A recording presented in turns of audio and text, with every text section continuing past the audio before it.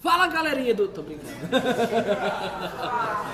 Pô, pessoal, é o seguinte, muito se fala sobre a API, a gente já viu, ou pode até ter noção, ou entender, mas pra gente contextualizar de fato o que é uma API.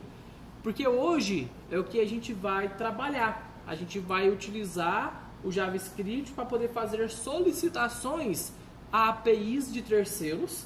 A gente vai utilizar aquela API do CEP inicialmente.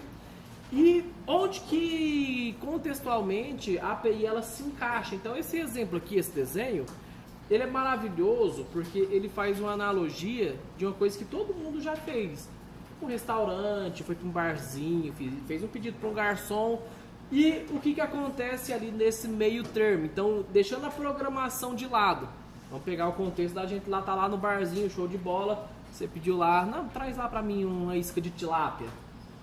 Você sabe, por exemplo, se o cozinheiro está utilizando óleo de soja ou óleo de algodão, se a panela dele é Tramontina, se o tempero que ele utiliza é Sazon ou Equinor, se o cozinheiro tá com roupa, a gente espera que sim, mas você garante? Isso é desesperador, né? Por isso você não deve tratar mal quem serve sua comida, tá? Mas a questão é, você não sabe o que acontece ali dentro da cozinha. Simplesmente você tem acesso ao menu, ao cardápio, lá tem o que você pode pedir. Então nesse cardápio a única coisa que tem lá é o que você pode pedir e nada mais. No cardápio você tem uma panela? Eu quero pedir uma panela. Não, você só pode pedir pratos prontos, você só pode pedir drinks, você só pode pedir bebidas. E você faz essa solicitação direto para um garçom. Então você, como freguês, você olha o cardápio, você vê o que você quer, você faz uma solicitação para o garçom, que chega na cozinha e fala, olha, o cliente da mesa 10, ele quer um filé à parmegiana vegano. Aí o cozinheiro, meu Deus, que horrível, mas faz, né? Eu acho que isso nem existe, espero. Mas a questão aqui é o processo onde eu, que não conheço do que acontece na cozinha, tenho acesso a produtos feitos pela cozinha. Quando a gente fala agora no contexto de programação, é a mesma lógica. Então, quem que são os fregueses? Fregueses foi horrível, né? Quem são os fregueses? São as nossas aplicações que vão consumir recursos de outras aplicações. Exemplo, eu tenho aqui nesse momento toda a minha base de CEPs do Brasil todo, 1,5 milhão de CEPs, que atualiza diariamente, que todo dia surge 1, 2, 3 ruas, que semanalmente uma rua altera de nome para algum vereador. A gente tem essa base, a gente tem esse controle, eu tenho todo esse meu banco de dados. Não tenho. Só que se eu quero utilizar esse recurso, então quer dizer que eu preciso de fato ir lá e ter toda a minha base de dados aqui. Agora eu quero consultar as empresas, eu quero consultar dados de empresas. Poxa, tem mais de milhões de empresas, então eu vou ter que em algum lugar pegar e baixar toda a base de todas as empresas existentes no Brasil para a minha aplicação. Agora eu quero o cadastro nosso de CPFs. Eu vou ter que pegar o cadastro CPF de 200 milhões de brasileiros e colocar dentro da minha aplicação? Não, porque isso vai tornar ela muito pesada, ineficiente, e nós temos recursos que disponibilizam essas informações para a gente. Então a gente não precisa ter de fato essas informações dentro da nossa aplicação. Basta que a gente encontre uma cozinha ou um serviço de API que disponibilize essas informações. E aí, quando a gente quer solicitar, por exemplo, eu quero solicitar o nome da rua do CEP XYZ. Eu faço uma solicitação para um garçom ou uma API. E aí essa API, ela vai nesse serviço, que aí sim esse serviço ele tem todo o banco de dados, e ele pergunta, cara, quem que é o endereço 38.414.320? Fala, é Rua Manuel Pacheco Neto. E aí ele me devolve essa informação no formato de JSON, E aí eu recebo essa informação e aí sim eu coloco essa informação ela dentro da minha aplicação. Então, por que a gente utiliza API? Duas coisas, para acessar recursos que eu não tenho, ou para integrar a minha aplicação de front-end com back-end. Porque a gente viu uma coisa muito triste, feia em PHP. Nossa, que coisa horrível! A gente escrevia código PHP junto com HTML e CSS, e no meio do HTML abriu uma tag PHP. Jesus, ali virava sopa, né? Uma loucura. Isso é um problema, porque você não tem desacoplamento do seu front-end com o seu back-end. E aí, como é que múltiplas pessoas trabalham em projetos? Poxa, eu sou horrível em front-end. Ah, não, mas Maria Clara arrebenta em front-end. A Mariana arrebenta em front-end. Ah, então vocês vão fazer o front-end, eu vou fazer o back-end. Depois, como é que a gente coloca as nossas aplicações para conversar? Como é que você vai fazer uma página de login e esse login ele vai realmente verificar dentro de um banco de dados se aquele usuário, aquela senha, ela existe? Porque a gente vai fazer a sua aplicação, mandar uma requisição via API para minha aplicação, que aí eu vou receber o usuário e a senha, eu verifico lá no banco de dados e eu te devolvo a resposta. Ó, tá certo essa credencial, o usuário e senha tá correto. Ó, o usuário ou senha tá incorreto. Então a gente tem esses dois motivos. Ou quando eu quero acessar recursos externos de terceiros, igual consulta de CEP, consulta de CNPJ, consulta de CPF, são milhares de APIs para todos os usos que a gente quiser. Ou eu integrar a minha aplicação front-end com um back-end. Então a gente vai fazer hoje integrando com serviços de terceiros. E em Java a gente vai construir a nossa API. Então a gente vai construir uma cozinha para disponibilizar com garçom, com tudo. Mas aí isso aí vai acontecer em Java. Agora a gente vai utilizar recursos de terceiros. Afinal, a gente está usando JavaScript como front-end. Então não tenho como JavaScript no front-end gerar uma API. Porque ali já é um front-end que está consumindo recursos. Beleza? Então,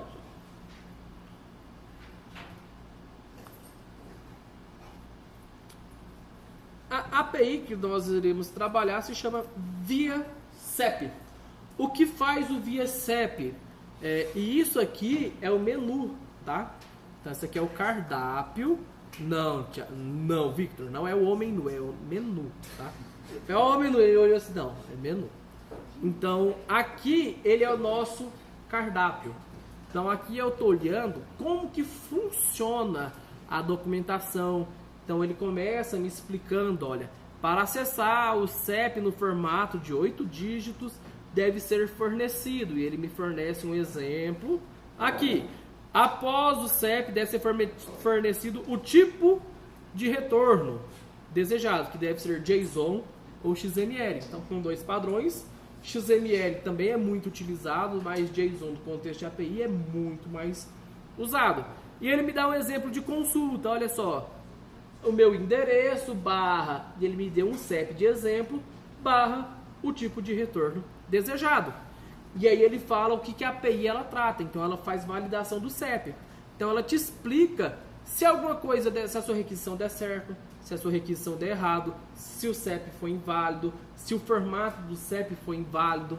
Então ele te explica tudo, olha. Então quando consultado um CEP de formato inválido, por exemplo, 9 dígitos ou alfanumérico, ou tiver um espaço, o código de retorno da consulta será 400, bad request. Antes de acessar o web service, valide o formato do CEP e certifique-se que o mesmo tem 8 dígitos. E aí ele fala ainda, dá mais até um exemplo pra gente de como que a gente faz essa validação. Então ele está falando, olha, se você mandar os dados errados, eu vou te falar que a requisição está errada. E tá certo, aí ele vai tentar resolver um problema seu que você mandou errado. Então, ele mostra o formato de retorno. Então, olha só, uma URL fazendo uma requisição e o formato de retorno que ele é um JSON mostrando todos os campos. Então, de cada campo ele traz CEP, logradouro, complemento, unidade, bairro, localidade, unidade federativa, estado, região, o código dela no IBGE, o GIA, que eu não faço ideia do que isso seja, mas deve ser algum código. Acho que GIA é lá de São Paulo, esse código aqui. Só o CEP de São Paulo que tem o GIA, quer ver? CEP, GIA, o que é GIA? Ah. Ué.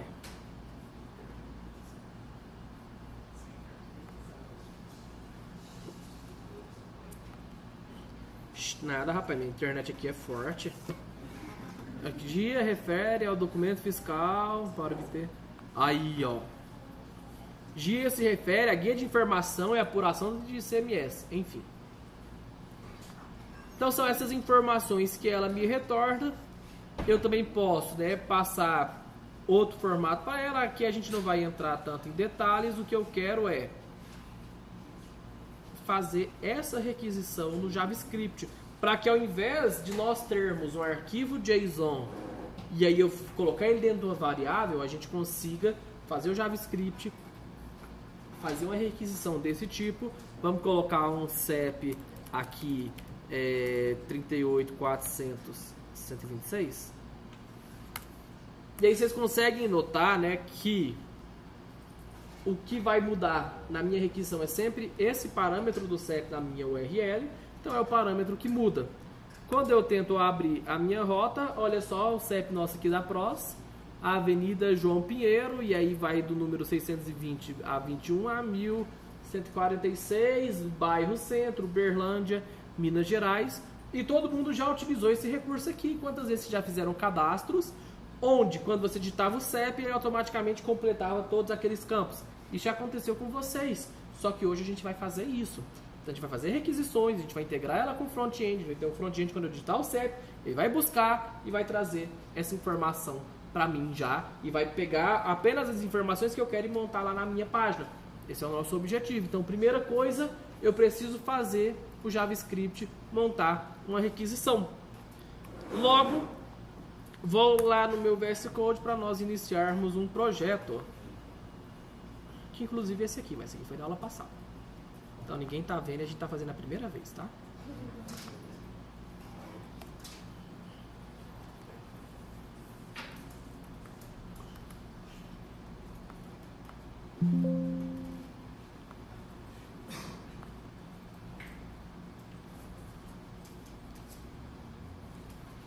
Beleza, então eu tenho meu arquivo index.html, tenho meu arquivo script.js.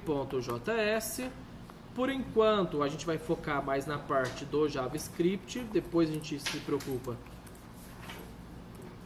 Deixa eu desabilitar esse carinha aqui. Isso aqui é o Copilot. E agora vou abrir o Live Server.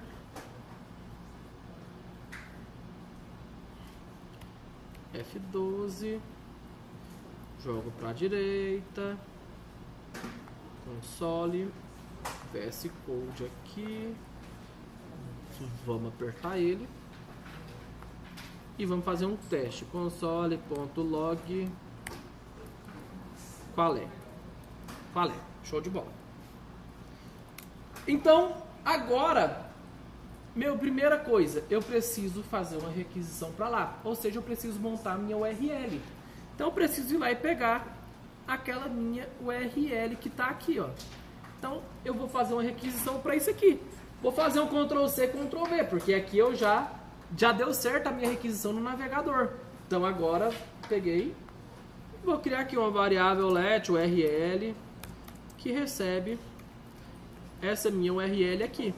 A única coisa que eu vou fazer é colocar isso aqui como uma variável, porque cada vez o meu CEP vai ser diferente. Então, eu vou criar uma variável lá, CEP, que recebe 38.400.126, e aí eu vou vir aqui e vou alterar e vou passar a minha variável CEP, tá? Então foi o que eu mudei. Eu retirei daqui de dentro o CEP e coloquei lá fora. E aqui eu já vou fazer uma validação, né? Porque ele falou, olha, valida o seu CEP antes de você mandar a requisição. Então a gente vai fazer só uma validaçãozinha, a gente vai aprender uma coisa bem interessante. Que vamos supor que, por exemplo, alguém me mande uma URL, um CEP, desse jeito aqui. console.log CEP. Então eu recebi um CEP dessa maneira aqui. Poxa, mas esse aqui não é o formato de requisição que ele espera. Então eu preciso remover isso aqui.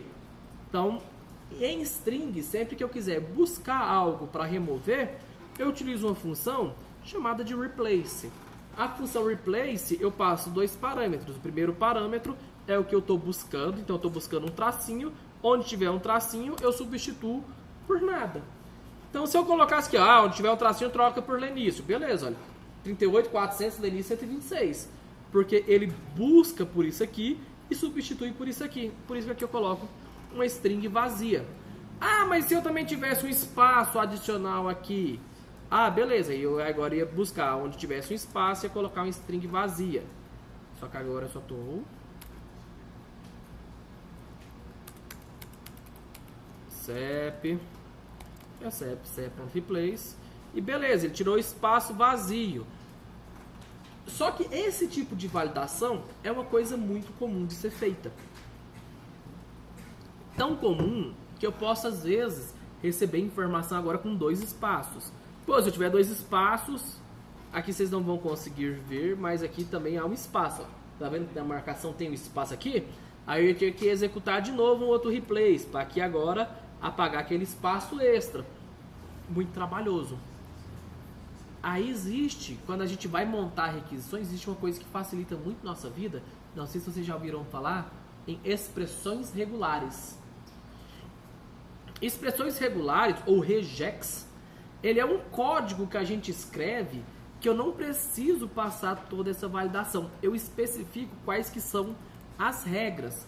E toda página ela trabalha com regex. Vamos supor, no caso, vocês já se perguntaram como que o HTML, ele sabe quando você digita o e-mail, quando você não digita o e-mail, quando você coloca lá input type e-mail? Como é que ele sabe que aquilo ali não é o e-mail?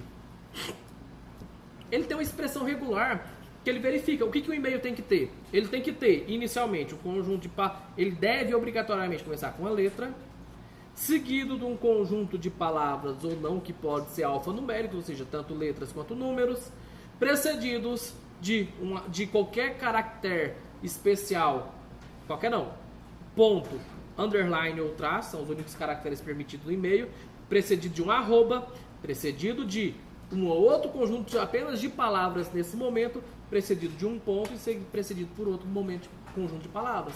Eu acabei de especificar uma regra. Eu acabei de falar, o e-mail ele tem que ser assim, o e-mail ele só pode ter inicialmente uma letra, um alfa, seguido de qualquer caractere alfanumérico, tanto letra quanto número, junto com qualquer caractere especial, ponto, traço ou underline, precedido de um arroba, precedido por mais caracteres do tipo alfa, precedido de um ponto, precedido por mais caractere alfa. Esse conjunto de regras, a gente consegue escrevê-los como regex. É importante a gente aprender regex, porque quando a gente aprende regex, a gente aprende a fazer validações, a gente aprende a criar máscaras. Então, quando você vai colocar lá o seu telefone em campos, já viu quando você coloca seu DDD, ele automaticamente separa, coloca dentro do parênteses, aí você digita 4 dígitos, aí ele coloca o tracinho automaticamente, aí então você vai digitar o seu CPF, ele coloca 3 dígitos, ponto, aí ele já coloca o ponto automaticamente, você coloca mais 3 dígitos, a partir do seu 9º dígito ele já te coloca um tracinho automaticamente. O CEP é a mesma coisa, você coloca 5 dígitos, ele já preenche o tracinho. Isso tudo é regex. Então, só que regex, ele é uma coisa assim, bem à parte, ele é uma coisa muito chata de se escrever. E para 98% das coisas que você for utilizar regex, você vai simplesmente buscar bibliotecas regex que já tem o código regex pronto. Porque sim, ele é chato. E aí, cara, a IA ela entra maravilhosamente para a gente escrever qualquer tipo de regex. Porque regex é chato. Eu busco, tem uma biblioteca de regex aqui, que é regex, essa aqui, regex R. E aí ele traz aqui alguns regex, por exemplo, um regex de validação de e-mail. Então ele já me traz o código aqui, olha, que esse código aqui é para poder validar um e-mail. Assim, que loucura! Isso aqui é uma validação do e-mail.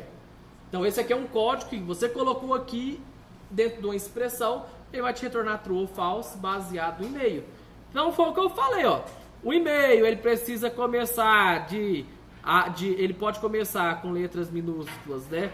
De A a Z, 09, precedido de caracteres especiais, é muita coisa, de arroba, não sei o que lá, isso aqui é loucura pra gente entender. Mas existe. O que eu quero mostrar pra vocês, óbvio, é que a gente vai usar um regex muito simples aqui. Então a gente não vai chegar nem nessa complexidade, tá? Por quê? O que eu quero fazer aqui, o que eu quero pegar dessa minha informação? A única coisa que eu quero pegar, o que é? É os dígitos. Então eu não preciso, então simplesmente eu vou falar como que eu escrevo o regex. Eu preciso colocar 2 barras no final G para especificar que eu estou aplicando no escopo global, ou seja, toda a minha string, tudo que eu estiver passando vai ter esse regex. E aí aqui dentro eu passo simplesmente o que eu quero do meu regex, que é barra ao contrário, eu quero apenas os dígitos. Então, quando eu der um console log lá agora, ó, olha que gracinha. Opa, aqui eu coloquei letra. Ó, o meu console log. Olha o meu regex, que legal. Ele foi lá e falou, daqui eu quero apenas os dígitos. Então eu validei. Tudo que não era dígito, ele retirou. Olha, eu coloquei espaço, eu posso colocar caractere especial, posso colocar tudo, que o meu CEP ele continua sendo o mesmo. Então o regex ele é muito bom para validações. Porque pensa, sem regex, como que você iria vir aqui e viria especificar e falar, olha, eu não quero espaço, eu não quero isso, eu não quero aquilo. Ou então a gente ia fazer um for nesse elemento para olhar se cada número estava dentro de uma lista de 0 a 9, para poder colocar ele. E aí de repente eu simplesmente passei, assim que se escreve o regex, barra G, e aí barra ao contrário, para especificar o que eu quero, e D maiúsculo, que eu quero apenas os dígitos, e ele me retorna aqui. Então fica aí de incentivo para vocês, futuramente, se vocês quiserem aprofundar um pouquinho em regex, é uma coisa que é muito boa, mas não quebrem muita cabeça, porque hoje a gente tem inteligência artificial e não há problema nesse caso nenhum de utilizar a inteligência artificial para escrever os seus próprios regex, para fazer suas próprias validações.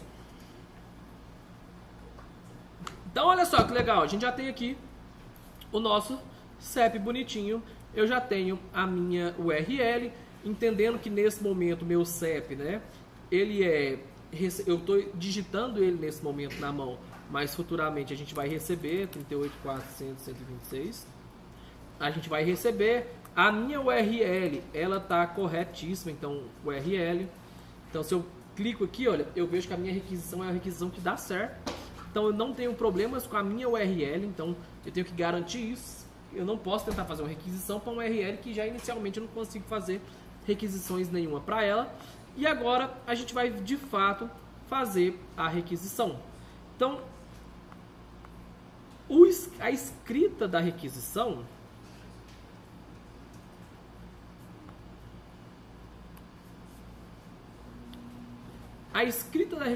é o seguinte: eu vou chamar uma coisa chamada de fetch.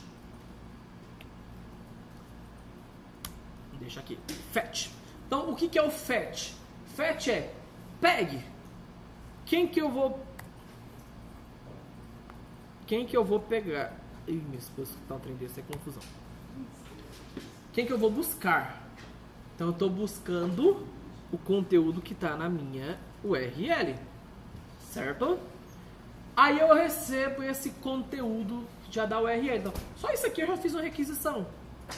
Só que aí agora eu preciso capturar o retorno, né? Então fui lá, fiz a minha requisição e aí aqui dentro, olha, eu vou colocar agora um then. Então quando eu tiver o retorno, eu preciso fazer uma coisa. Então o meu retorno, ele vem dentro de uma variável chamada de response. Então fiz o pedido, já chegou dentro dessa variável response, tem toda a minha resposta que o meu back-end me mandou. Só que aí eu preciso converter ele para JSON. Então, eu recebo isso aqui e transformo isso aqui em um JSON. Agora que eu já tenho a minha resposta dentro de um JSON, eu vou armazená-lo dentro de uma variável. Então, depois que eu fiz isso, então Aí eu vou chamar, eu vou salvar isso dentro de uma variável, e aí a variável é que eu posso colocar o nome que eu quiser. É comum a literatura chamar isso aqui de data. Mas eu posso colocar o nome que eu quiser. Eu posso colocar CEP, resposta, informação. Então eu recebo essa resposta. Então olha o meu fluxo aqui. Vai lá, pede para ele essa requisição nessa rota. Ela vai voltar. Quando ela voltar, aí a gente vai pegar essa resposta, vai transformar ela no JSON. Aí depois que eu peguei ela, transformei minha resposta no JSON, eu armazeno ela dentro da minha variável data e executo uma função. Opa, uma chave só. E aí tudo que eu escrever dentro aqui, agora é o que a gente já sabe. Console.log data. Vamos ver. Que beautiful. A gente já tem aqui dentro da variável data já. Pô, vocês ficam emocionados, não? Sério que a gente já tem aqui, olha, do jeito JSON que a gente consegue. Se eu quiser pegar só o bairro, eu sei que eu só passar um ponto aqui e eu pego um bairro. Ah, eu quero pegar um logradouro, só passar logradouro aqui. Que é isso, hein? Nossa requisição gatinha aqui, recebendo um JSON lindão. Não é bonito, não? Vocês não estão emocionados, não?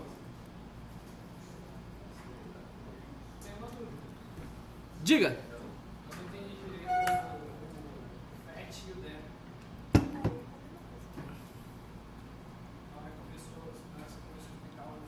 Aí você foi copiar.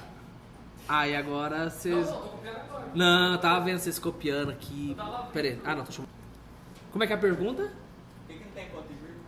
Ah, não, é porque isso aqui é numa linha só. Então é só deixei assim pra organizar. Mas na verdade isso aqui é tudo assim, ó, numa linha só. Nossa, que professor incrível. Escutou, né, Núbia? Oh, merece aumento, né? Ô, senta aqui do meu lado pra escutar mais o que você tá falando. Então, só que fica muito extenso fazer esse comando numa linha só. Aí por isso que eu fui pulando as linhas, tá? Então eu vim aqui. Então eu peguei, aí ponto, then. É a mesma coisa que eu tivesse feito isso aqui, olha. Peguei isso aqui, aí colocasse aqui, ó, ponto replace. Eu só pulei linhas. Não fica mais organizado assim? Porque senão vai ficar uma linha muito extensa e ficar uma linha muito grande. E aí a gente vai executando ele. A minha função aqui, olha, da esquerda aqui para a direita, que é o seguinte, olha. Primeira coisa, fetch URL. Então ele vai lá e faz uma requisição. O servidor responde já com toda a resposta. Só que a minha resposta vem com muito mais coisa do que eu quero.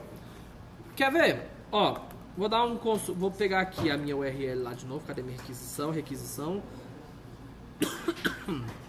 Ó, vou pegar ela aqui e vou abrir ela no post, mano.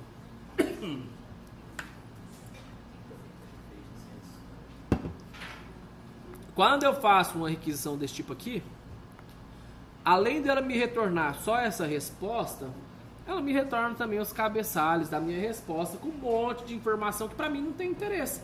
Não nesse momento. Por que esse servidor me retorna? Ele me retorna quando que eu recebi a solicitação, qual que é o tipo de caractere que é aceito por essa aplicação, qual que é o tempo do cache, ele me retorna cookies. Aqui ele não retorna, não tem cookies não. Mas ele me retorna algumas informações que eu não tenho interesse. Então, dentro de toda a minha resposta, eu simplesmente vou filtrando e vou falando mais pra ela, olha, beleza, tive minha resposta, então eu vou pegar minha resposta e quero pegar só a resposta dela em JSON, transformar ela em JSON e eu tenho acesso só ao que o servidor me mandou como resposta no corpo da minha requisição. Depois que ele pega a minha resposta, transforma em JSON, eu pego isso e armazeno numa variável. Aí eu armazeno essa variável e executo a função igual a gente faz com o for-each, com aquelas coisas que a gente cria uma variável, flechinha, chaves para poder executar uma função. O que mudou é que ao invés de eu deixar numa linha só, eu deixei assim. Então são 3 etapas. Primeiro, solicita para o servidor e tem a resposta. Quando ele tiver a resposta, eu pego essa resposta, transformo ela num JSON. Agora eu pego isso aqui, porque eu não posso trabalhar ainda com isso aqui. Aí eu pego isso aqui e coloco dentro de uma variável data. Então são 3 etapas que vão acontecendo. Ao final dessas etapas, a minha variável data, ela vai ter a resposta do meu servidor.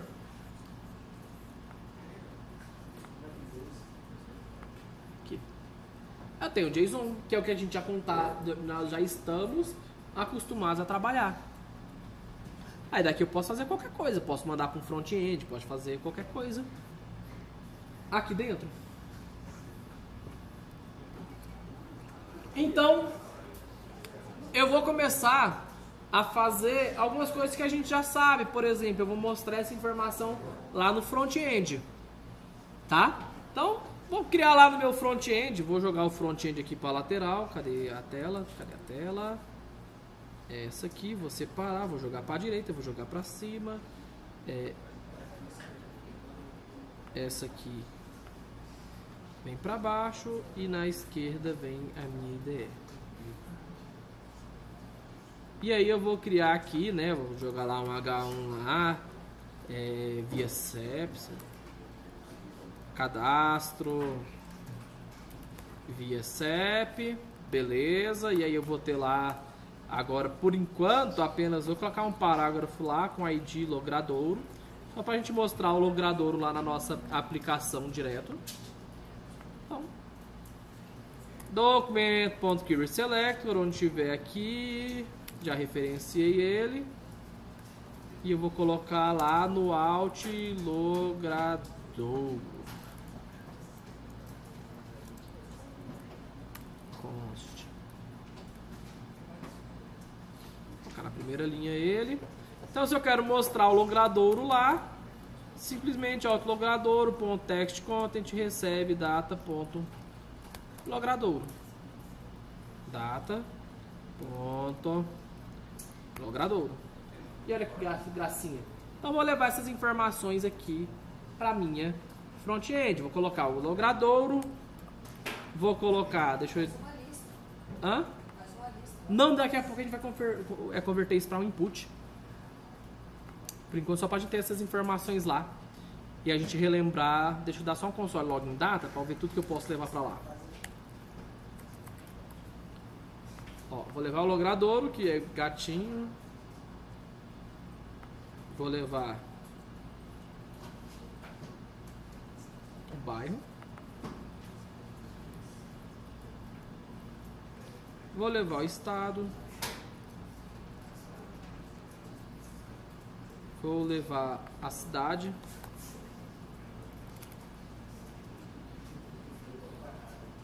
Estado.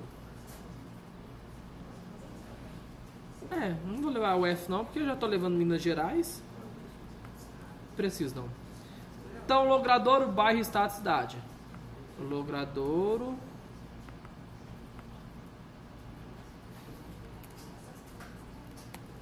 Bairro. Estado. Cidade, logradouro. Estado. Bairro.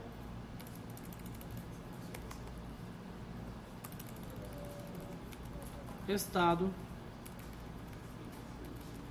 cidade, e aí agora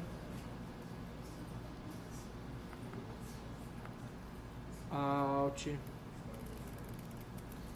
bairro, alt, estado, alt, cidade. E agora aqui é o data.campo que eu tenho no meu JSON. Então bairro chama-se de fato bairro. Estado, estado. Cidade é localidade.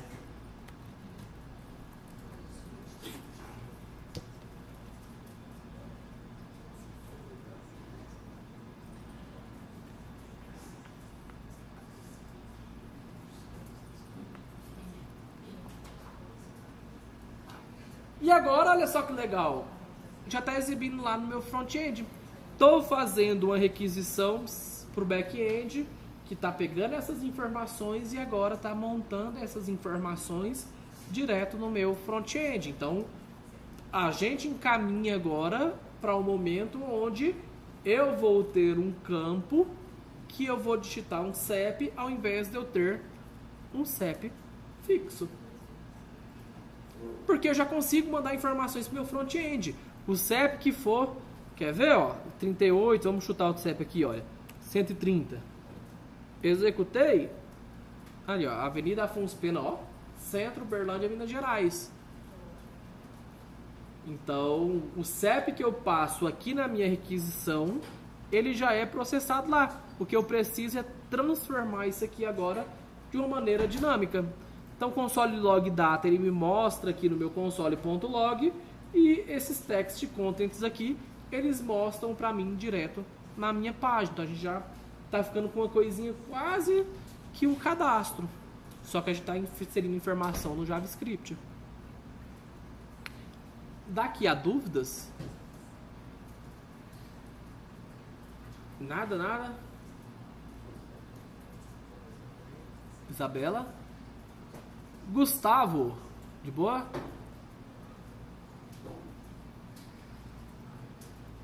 Show, então. Vou criar um campo. Então, para a gente mandar essa informação aqui, né, do front-end para o back-end, vou criar um formulário. E a gente vai ver hoje duas maneiras de formulário. A gente vai criar esse formulário aqui, mas depois a gente vai criar um formulário um pouco mais inteligente. Não inteligente. Legal, mais legal. Input text. Por que não input number? Se eu estou colocando o CEP, eu não vou colocar como input number.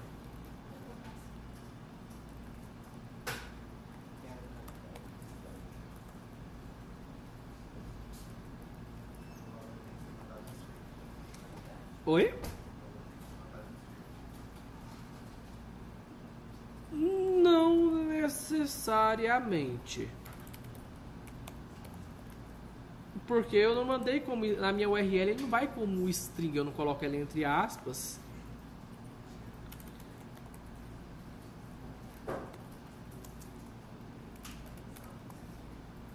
Não, vou colocar junto, fica mais bonitinho. Fica mais bonitinho. Por que que eu mando como texto? Se eu tenho, e aí é um problema que no passado acontecia muito com CPF. Quando a gente tem o tipo numérico,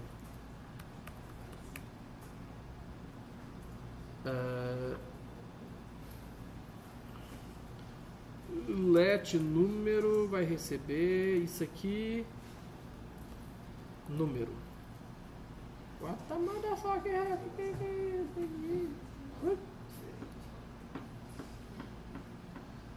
Oxi.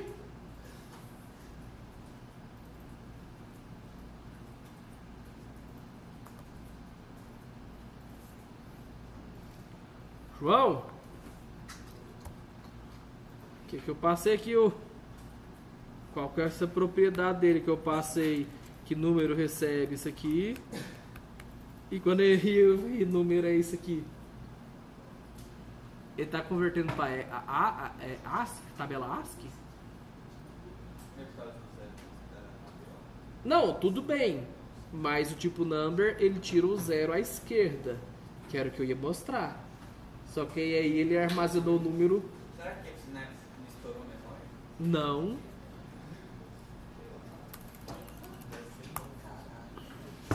Eu tô... 0153 é 107? Não quer não. Vi você.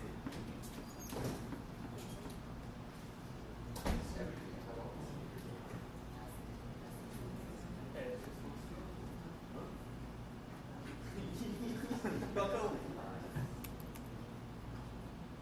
Os dois. Ah, ele tá convertendo, digo.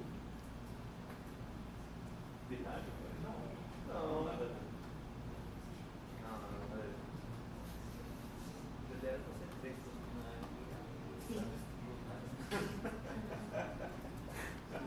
Vamos fazer o seguinte, olha, eu vou ter o number de uma função que tem o CPF.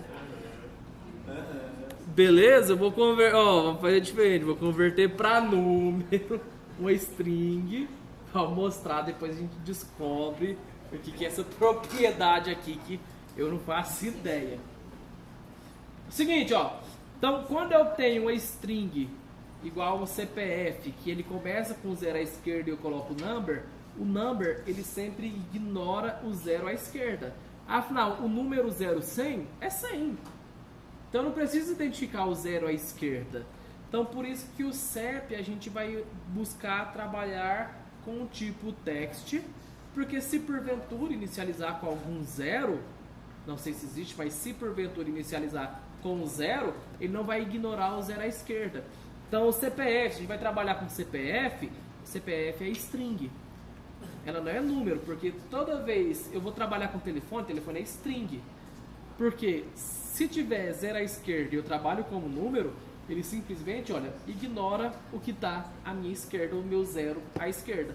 Então sempre que eu vou trabalhar com informação que seja do tipo, que possa inicializar com 0 à esquerda, a gente sempre vai optar por trabalhar com string. Então muito no passado era comum, e aí esse aqui inclusive é meu CPF, vou ter colocado o outro começado com 0, né? Não adianta pagar porque tá gravando. É isso aí, galera.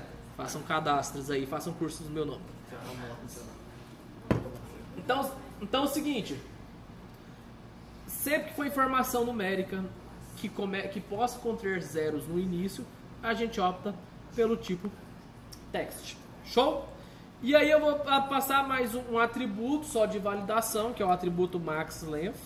Então maxLength é o tamanho máximo, então eu não posso passar mais do que 8 caracteres aqui, ó. Então, se eu tento passar mais do que 8, tudo vai dar errado. E aí a gente depois faz essa validação aqui lá no nosso back-end. E ainda depois a gente vai aprender como aplicar máscara, ou seja, como validar o campo em tempo de digitação. Oi? É porque localidade é o que está aqui, olha, no meu JSON. Então, mas aí está se referindo ao mesmo ID que você colocou lá no HTML? Não, o ID que eu tenho no HTML ele não tem absolutamente nada a ver com o que eu tenho no meu JSON. Tipo assim, onde tem logrador eu poderia chamar de rua, por exemplo. E aí aqui eu poderia falar, em vez de alt logradouro, é alt rua, que me referencia a rua. E aí aqui eu chamo, né, o alt rua, ponto, e ele funcionaria da mesma maneira. Não, mas aqui depois que vem ideia. Então, aí esse aqui, a minha variável data, ela não é o retorno da minha requisição? E aí para eu falar com ela, de fato eu preciso, olha aqui o meu console log mostrando quais que são os campos que eu tenho acesso. Então lembra que o JSON eu faço sempre a associação chave, valor. Então essa aqui é a chave, que é a minha data, que eu estou chamando meu objeto chave. Na verdade a chave estou chamando meu objeto data e estou pesquisando pela chave que se chama logradouro, que é essa chave aqui. Aí o valor dela é Afonso Pena, Avenida Afonso Pena. Então meu objeto data eu chamo pela chave bairro, ele olha na lista que eu recebi. Então para eu pesquisar eu preciso garantir que eu tenho essa informação no objeto que eu recebi. E aí é data.chave. Então todas as chaves aqui eu tenho acesso a ela. E aí para onde eu mando, pouco importa. Caso eu colocasse uma chave que não existe, não ia criar chave nenhuma, né? Não ia criar chave. Ok. Ó, logradouro. Aí ele iria. Porque aí não existe essa chave. Ele não dá erro, mas aí eu não peguei essa informação aqui. Ó, então aquela coisa que a gente já sabe fazer, né? Então eu vou pegar lá o meu formulário. Você estava com saudade disso que eu sei. Const form recebe document.keywordSelector, onde tiver form, e aí agora eu pego meu form, ponto, adiciono evento listener para quando houver um submit, eu executo um evento e eu pego e capturo esse evento e falo para ele prevent default, para que quando eu clique em buscar, ele não recarregue a minha página e eu não perca as informações. Agora que eu não perco essa informação, ao invés de eu passar um CEP fixo, eu vou pegar dentro do meu form o meu campo que se chama INCEP, ponto value, que é o valor dele, e eu já faço aqui a minha requisição aqui, só que todo o meu código ele precisa estar dentro, óbvio, do meu evento. Eu só vou executar isso aqui quando de fato eu clicar em buscar. Então eu vou pegar isso aqui, olha, vou mandar todo mundo para dentro do meu event listener. Isso, você sabe como tem como converter número em string? Número string, sim. Qual que é? É o toString. Confere aí.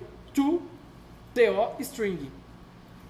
Então, ó, eu peguei toda a minha função e eu mandei para dentro do meu event listener. Por quê?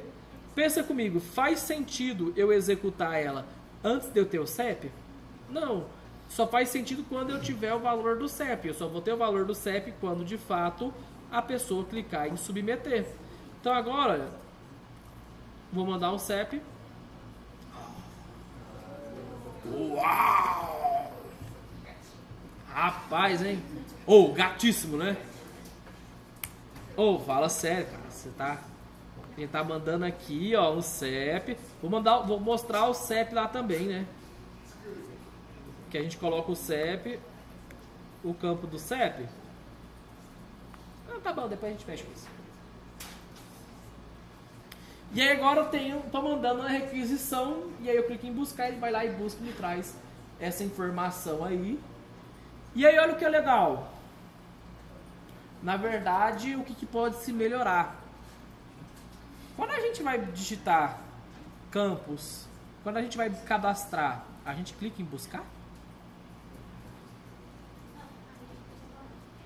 Pô, na hora que chega em 8 dígitos, ele vai lá e busca automaticamente. Vamos fazer isso? E a gente já tá acostumado com clicar em botão. Pô, isso aqui é muito sem graça. Tem que ir lá e clicar em botão buscar. Eu quero que na hora que chegue em 8 caracteres, ele fala, vou lá buscar sozinho. E aí traga essa informação pra gente.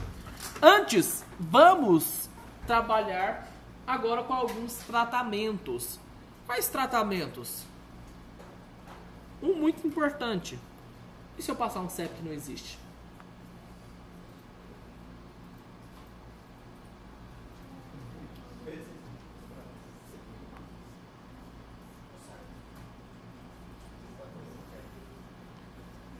Aí eu não recebo nada, né?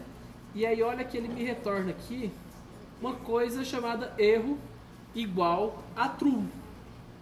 Então olha só, mandei um CEP que não existe e falou erro igual a true. O que significa? Que a minha requisição deu erro? Não.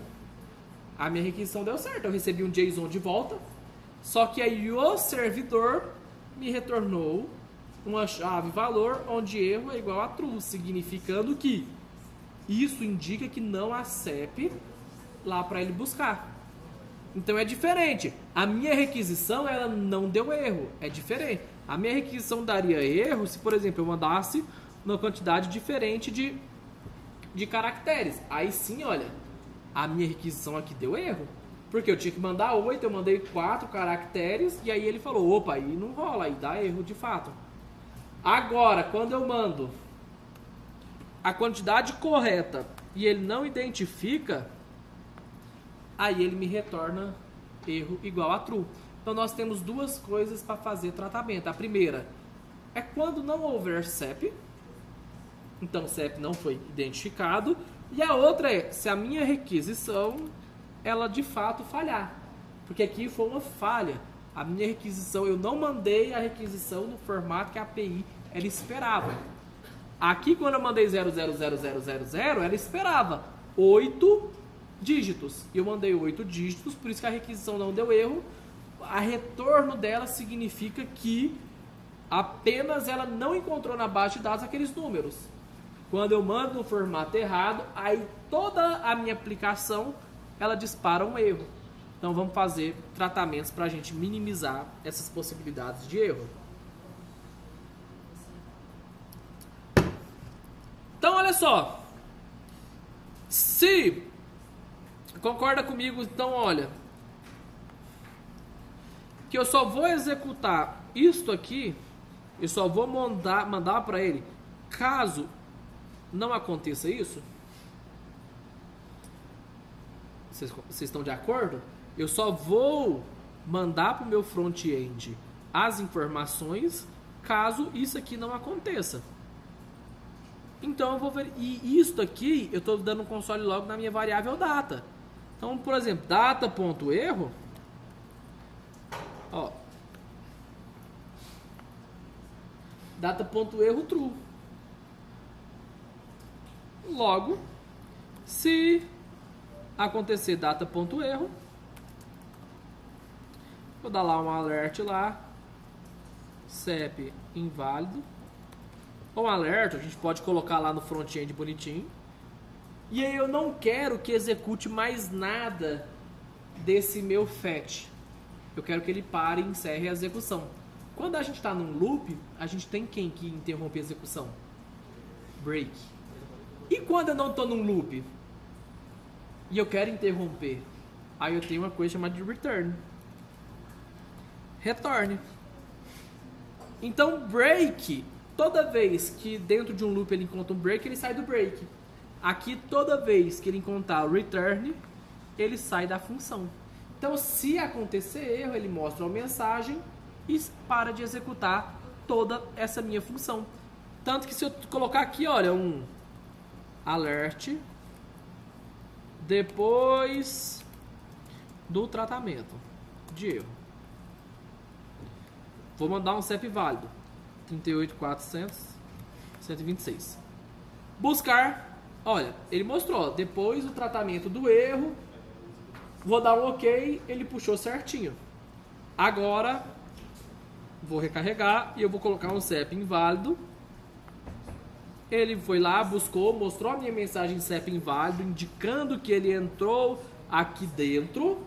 E agora ele encontrou o return e não me mostrou mais meu alert depois do tratamento de erro. Então o return ele vai ser sempre o seguinte. Por que isso aqui? Porque eu não quero ficar escrevendo muito código dentro do if. Pra gente não fazer. Porque eu também poderia ter feito, né? Se não acontecer erro, aí a gente vem aqui e executaria isso aqui. Caso contrário, alert CEP inválido.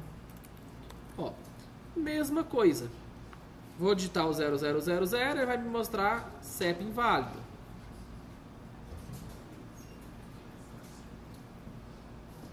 Ele só demorou um pouquinho para buscar, mas me buscou. Olha, CEP inválido. Vou passar um CEP válido.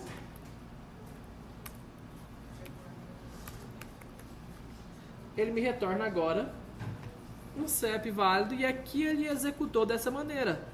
Só que não é ruim a gente ter um else lá embaixo, lá, depois que uma condição der erro, e eu faço uma lógica muito grande. Não sei vocês, mas pra mim isso aqui me parece muito mais limpo. Porque o meu fluxo de execução ele é linear, eu vou olhando de cima para baixo. Então eu já vejo aqui, ó. Ah, então se houver um erro, ele mostra uma mensagem para de executar, pronto. Eu não preciso mais nem sequer olhar lá para baixo. Então, para vocês também fica melhor a visualização? E aí, Joaquim?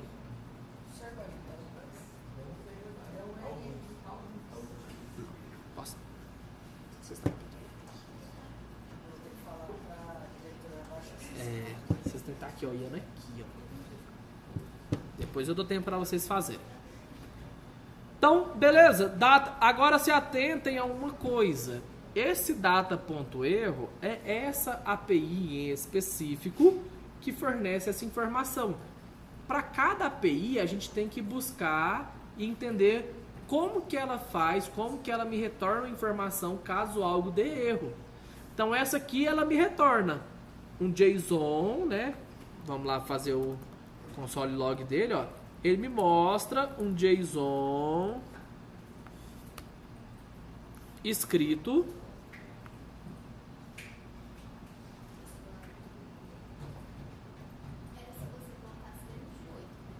não, aqui é porque ele tá demorando um pouquinho só a executar. Aí, porque o 000 ele vai pra lá, espera um pouquinho e volta. Aqui, ó, ele me retorna um JSON que a chave é erro e o valor é true. É essa API que me retorna assim. Se a gente for trabalhar em outras APIs, a gente precisa olhar a documentação dela, o como que ela me retorna a informação caso o que a gente estiver buscando não tenha lá. Essa, então, a gente vai ter tratamentos específicos para cada uma. Essa aqui, com data.erro, é da via CEP.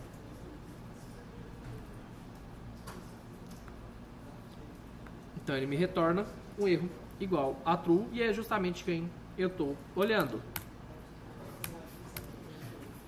E aí outra coisa, aí olha só, então aqui você vê que a gente pode agora começar, né, a fazer tratamentos. Tipo assim, poxa, se, né, eu já peguei o CEP, já peguei o CEP, já peguei o CEP. Então, vou validar o CEP, ó. Se meu CEP.length, né, GTH, for diferente de 8, o que faz o length? Ele me retorna quantos caracteres tem dentro de uma string, ó, length. Então, ele me retornou 8. E aí eu posso falar, ó, se meu CEP.length for diferente de 8, alert CEP, o CEP deve conter 8 dígitos. E de novo eu paro de executar as minhas validações. Agora se eu tento mandar aqui, olha, ele não fica requisitando errado. Ó. O CEP deve conter 8 dígitos, ele não requisita. Manda a minha mensagem. Ah, se eu mando lá uma letra e 7. Pô, mas aí aqui ele já está validando, então de novo ele vai me mostrar, olha, o CEP deve conter 8 dígitos. Por quê? Porque a primeira coisa que eu fiz aqui foi limpar o meu CEP. Eu tirei todos os caracteres, todas as letras, deixei só dígitos. Então quando eu mandei, isso aqui que tem 8, aqui quando ele limpou, ele deixou só 7. E antes de eu fazer a minha requisição, eu já validei se ele tinha 8 dígitos. Então eu já fiz um tratamento aqui dentro. Olha que legal. Então a gente tem que tratar para a gente garantir que a gente faça o mínimo de requisições possíveis. Porque pensa que aqui é uma API gratuita. Às vezes no sistema que a gente vai utilizar, a nossa API não é gratuita. A gente vai ter que pagar por ela. A gente paga por requisição, a gente paga por dados trafegados. E aí eu ficar desperdiçando a minha API, mandando informações que são inválidas, é um desperdício. Desperdício de recursos da própria máquina, que tem que ir lá procurar, olhar um banco de dados de 1,5 milhão de itens, para poder me falar, opa, esse CEP aqui não existe. Ou dar um erro na API, ela recebeu a informação errada, ela disparar um erro, ela me retornar um erro. Isso tudo é trabalhoso. Então é responsabilidade nossa fazer validações para que a nossa requisição ela dê certo. Então nessa minha requisição aqui, eu tenho uma questão que tem que ter 8 dígitos. Então se for diferente de 8, eu não executo de novo a minha lógica do return. Porque senão eu teria que fazer, se o CEP é igual a 8, aí eu ia executar tudo isso aqui dentro do if. Aí olha a elegibilidade de ir lá para else alert o CEP deverá conter 8 dígitos. E aí é por isso que o if else, o próprio else, hoje ele é considerado uma má prática. Ó, funciona do mesmo jeito. Só que, meu Deus do céu, se isso aqui não acontecer, eu vou ver o que vai fazer caso contrário só lá embaixo, só aqui.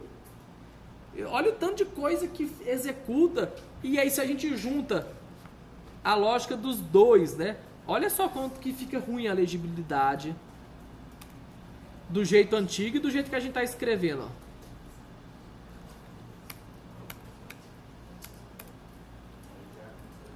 Ó, else.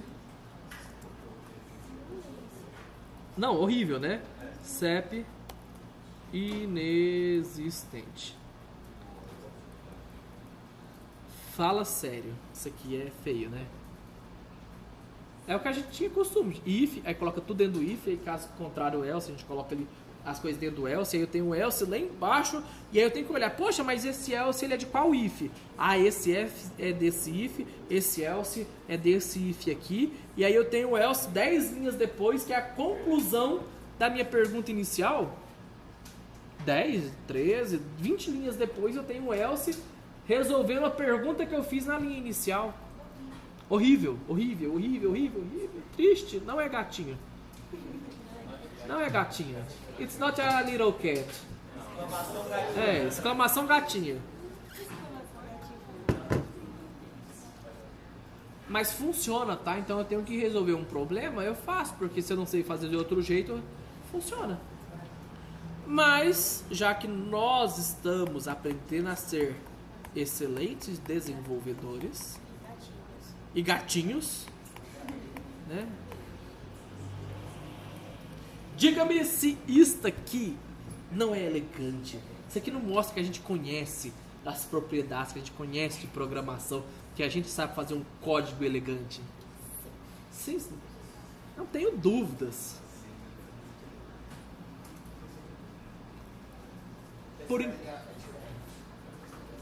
Obrigado, João Alberto. Você arrebentou agora, hein? Se for diferente de 8. Por enquanto, como que nós estamos? Tá fazendo sentido a maneira que a gente tá escalando, a maneira que a gente já tá chegando aqui? Ou tem alguma coisa que tá pendente?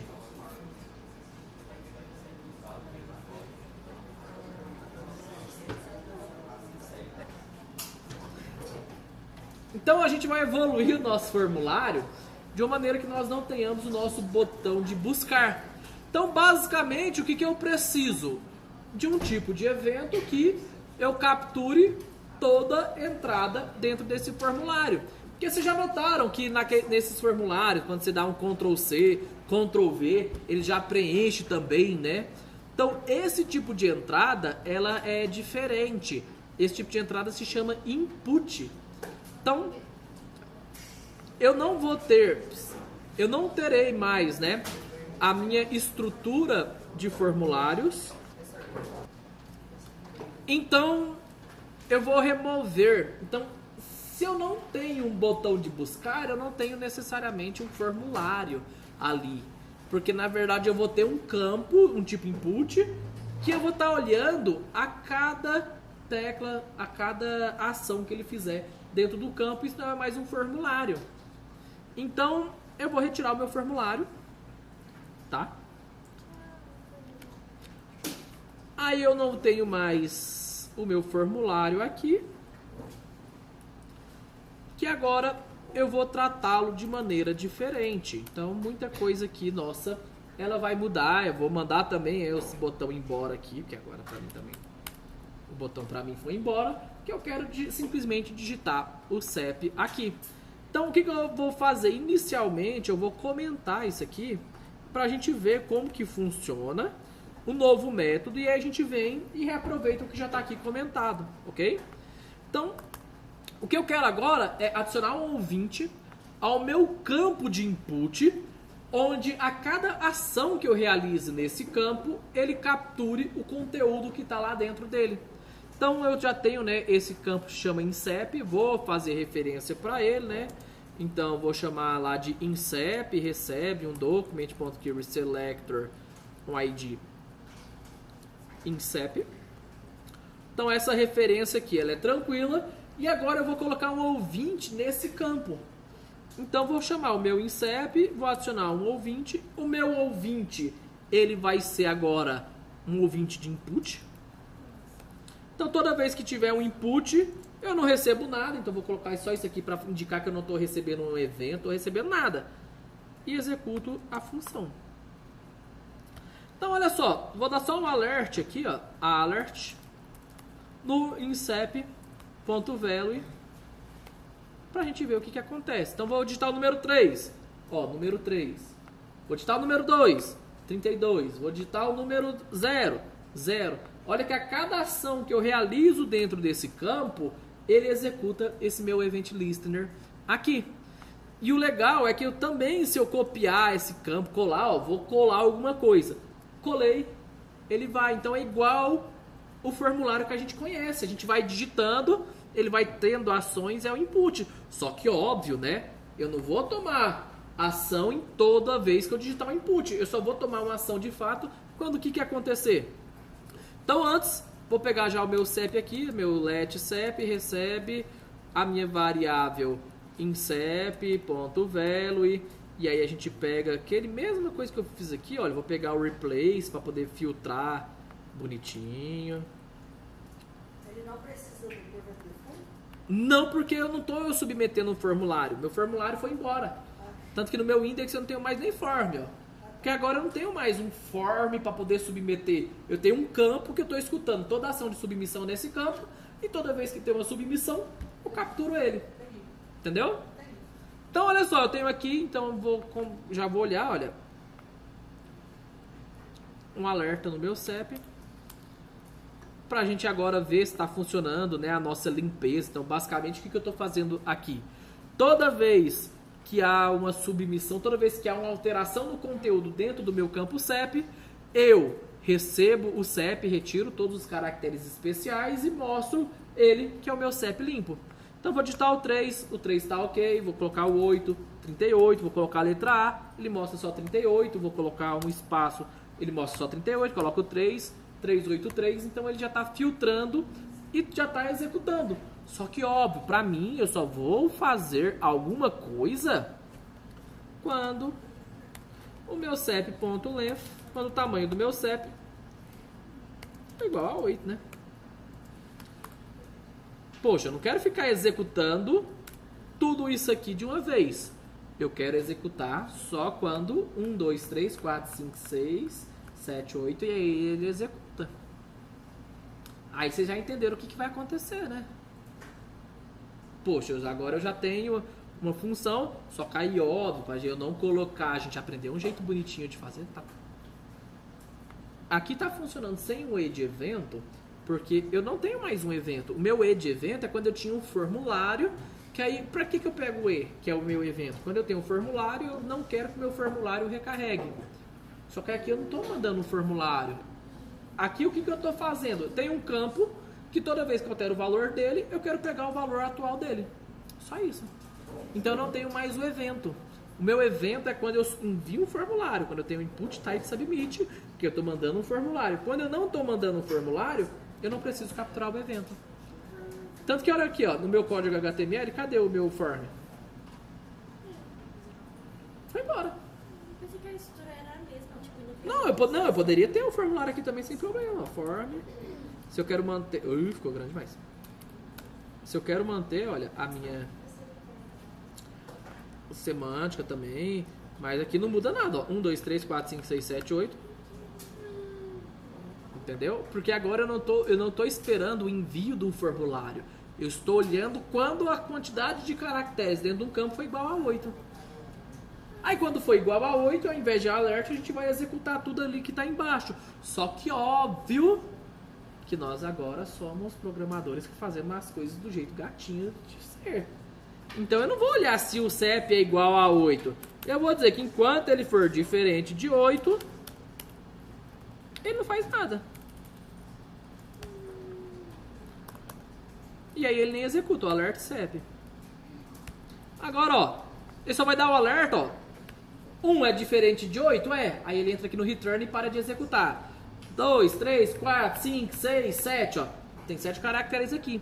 Então o que está acontecendo? Toda vez ele executa esse event listener, que pega o meu CEP, que limpa e vê se é diferente de 8. 7 é diferente de 8, ele entra no return e não executa esse return. Na hora que eu colocar mais um dígito, agora eu tenho 8, aí ele não entrou nesse if e continua executando para baixo. De novo, qual que é o objetivo disso? Eu não ficar colocando muito código dentro do if. Eu quero deixar o meu if o mais limpo, o mais simples possível, para não ter muitos códigos alinhados. Então eu sei que se passar daqui, é porque o meu CEP tem 8 dígitos. Aí se tem 8 dígitos, aí agora a gente pega só o que nos interessa. Então vamos pegar aqui, olha, no nosso código está comentado. Vamos começar a pegar as coisas daqui, ó. Então vou descomentar e eu quero pegar o quê? Primeiro, isso aqui já não existe mais pra mim, né? Porque eu não tô capturando mais o evento de submit, eu não tenho mais prevent default, vou mandar embora.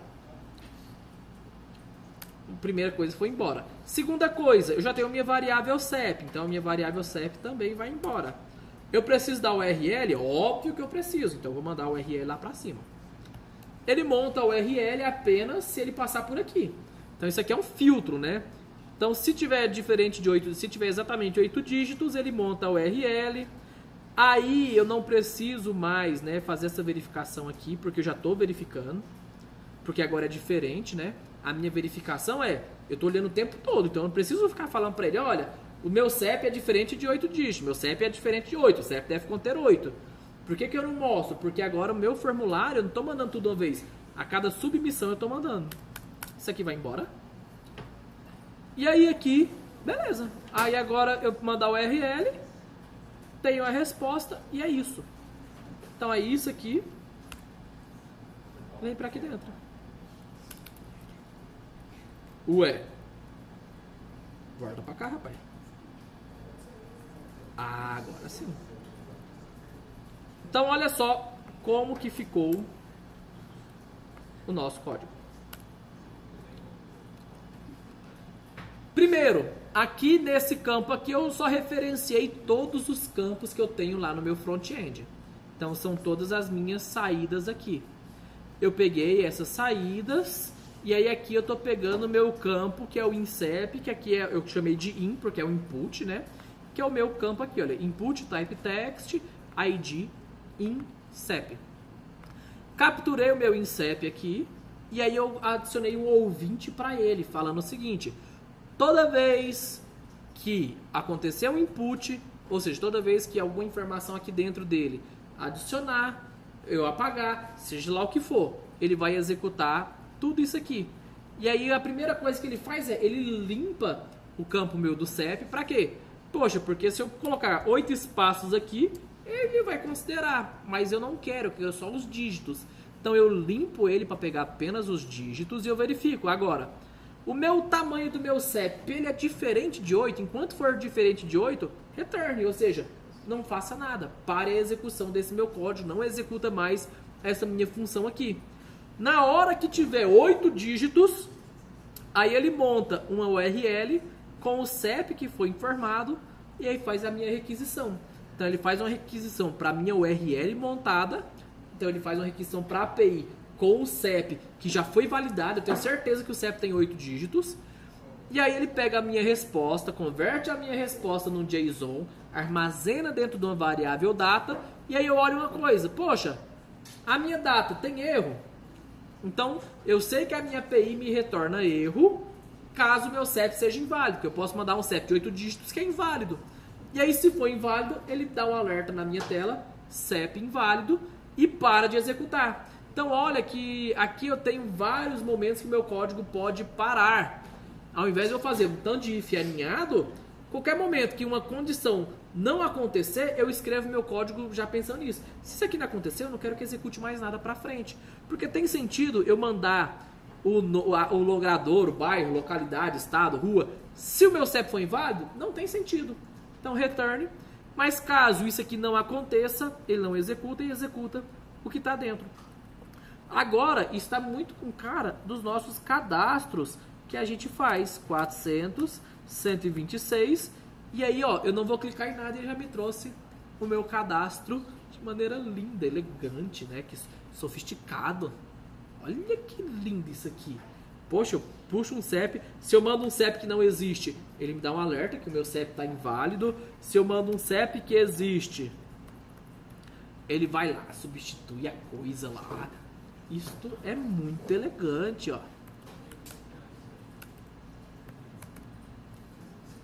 E rápido, né? Ele vai lá, retorna, mostra. A única coisa que a gente precisa agora mudar é porque lá nos nossos cadastros, normalmente, ele não aparece assim, ele aparece dentro do input, né?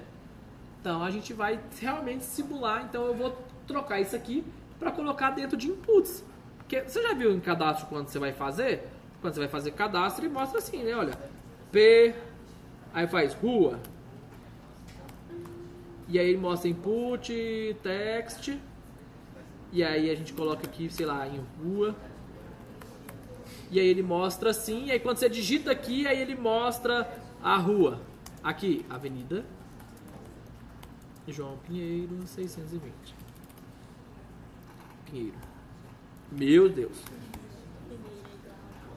Então, na verdade, quando a gente vai mandar o nosso formulário, ele não retorna no texto, ele preenche no próprio campo de input. Vocês estão lembrados dos formulários? Está lembrado, Davi, dos formulários? Quando você preenche? Ele não vai... Hã? Eu ficava assustada. Depois eu fui pensar. Então eu vou converter esses campos para que ao invés da gente preencher eles aqui, eles preencham dentro de um campo para ficar exatamente igual aos nossos formulários. E aí aqui é só continuar, né? Rua. Na verdade não é in, né? Eu vou chamar os mesmos nomes aqui para facilitar. Ó. Rua.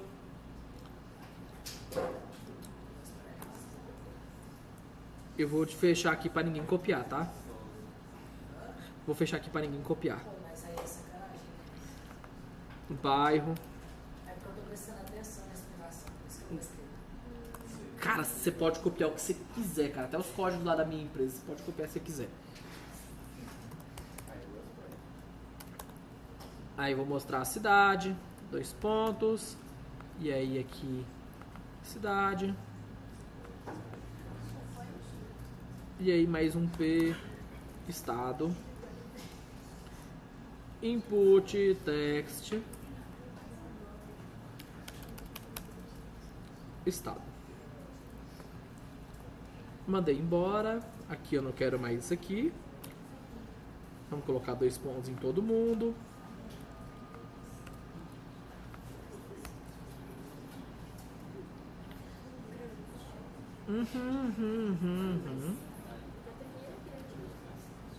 Olha só, então aqui é só os nossos campos, né, de inputs. Do jeito que a gente já conhece, aqui é bastante comum, então, o que? Quando a gente preenche o CEP, ele automaticamente preenche esses campos. Nos formulários que eu vejo, esses campos normalmente são disabled, né? Você não pode digitar um campo. Ele começa todo mundo como disabled, desativado. Então vamos colocar assim, olha. Pegar todo mundo e falar que isso aqui é disabled e desativar todo mundo.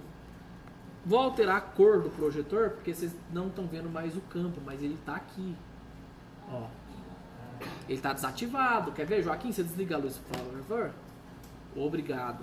Aqui, ó, o campo está aqui, tá? Só está desativado. Porque é isso aqui que está no formulário. Se eu vou preencher os meus campos baseados no CEP, eu tenho que ter o meu campo para preencher. Então tem o meu campo aqui, agora a gente vai atualizar o nosso código, porque agora ele não sabe quem é mais quem, para que quando eu mande para aqui, ele preencha esses nossos campos do nosso formulário automaticamente. Então o que muda? Os campos é os mesmos? Rua, bairro, estado, cidade. Rua, bairro, cidade, estado. Vou deixar em ordem aqui. Então, rua, bairro, cidade, estado, tá tudo ok. O que vai mudar aqui é que em campos de input nós não mandamos text content, né? Nós mandamos quem? Se eu quero mandar um valor para um campo de input, eu mando value.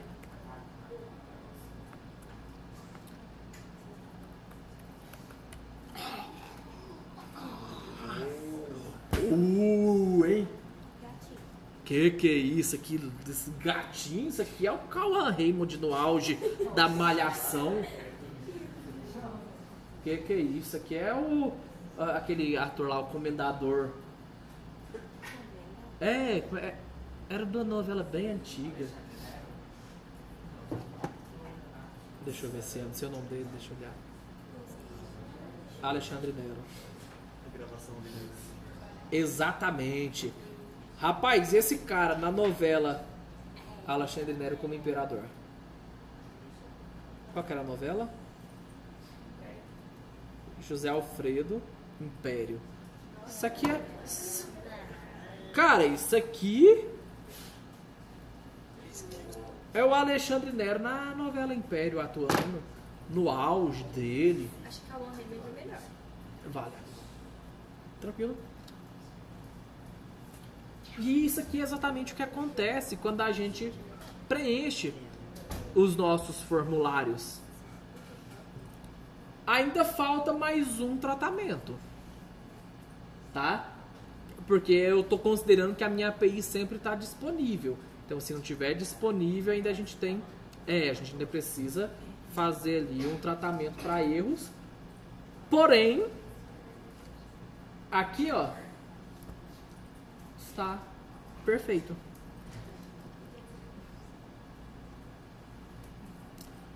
E aí talvez, olha, se eu colocar um CEP inválido, eu posso zerar os campos, né? Vai que eu coloque um CEP que é válido, depois tente colocar um CEP inválido, a lógica interessante seria zerar esses campos, né? Mas aí é simples, né? É só chegar aqui, olha. Então eu sei que se tem erro é aqui, aí eu zero os campos aqui. Então, antes eu mostro o CEP inválido, pego todo mundo e mando vazio.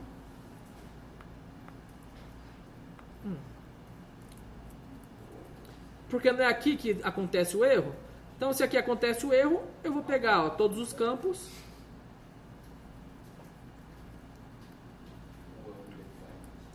e mando vazio. Pronto, eu já resolvi mais uma coisa. Que agora, ó, eu vou colocar um CEP existente. Aí agora eu vou apagar e vou colocar o CEP inexistente. Ele me mostra o CEP inexistente e apaga o campo. Eu posso apagar o campo, colocar também CEP inexistente neles. Eu acho que pode apagar o campo antes de mostrar o CEP inválido. Apagar o campo antes de mostrar o CEP inválido? Então vamos simular assim. Então, 38.400.126, retornou, aí eu vou lá na malandragem, porque o sistema ele não vai calcular o CEP novo, aí ele...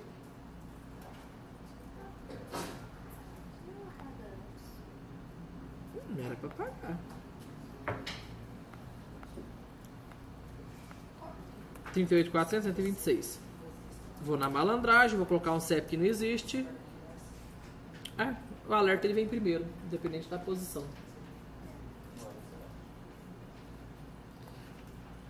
Não tá ficando similar ao que a gente utiliza? Sim. Inclusive, normalmente tem até um botão lá que só quando os dados estão preenchidos que ele habilita o botão, né? Para poder enviar o cadastro. Vamos fazer isso também. Vocês querem um momento para vocês implementarem do jeito que está aqui?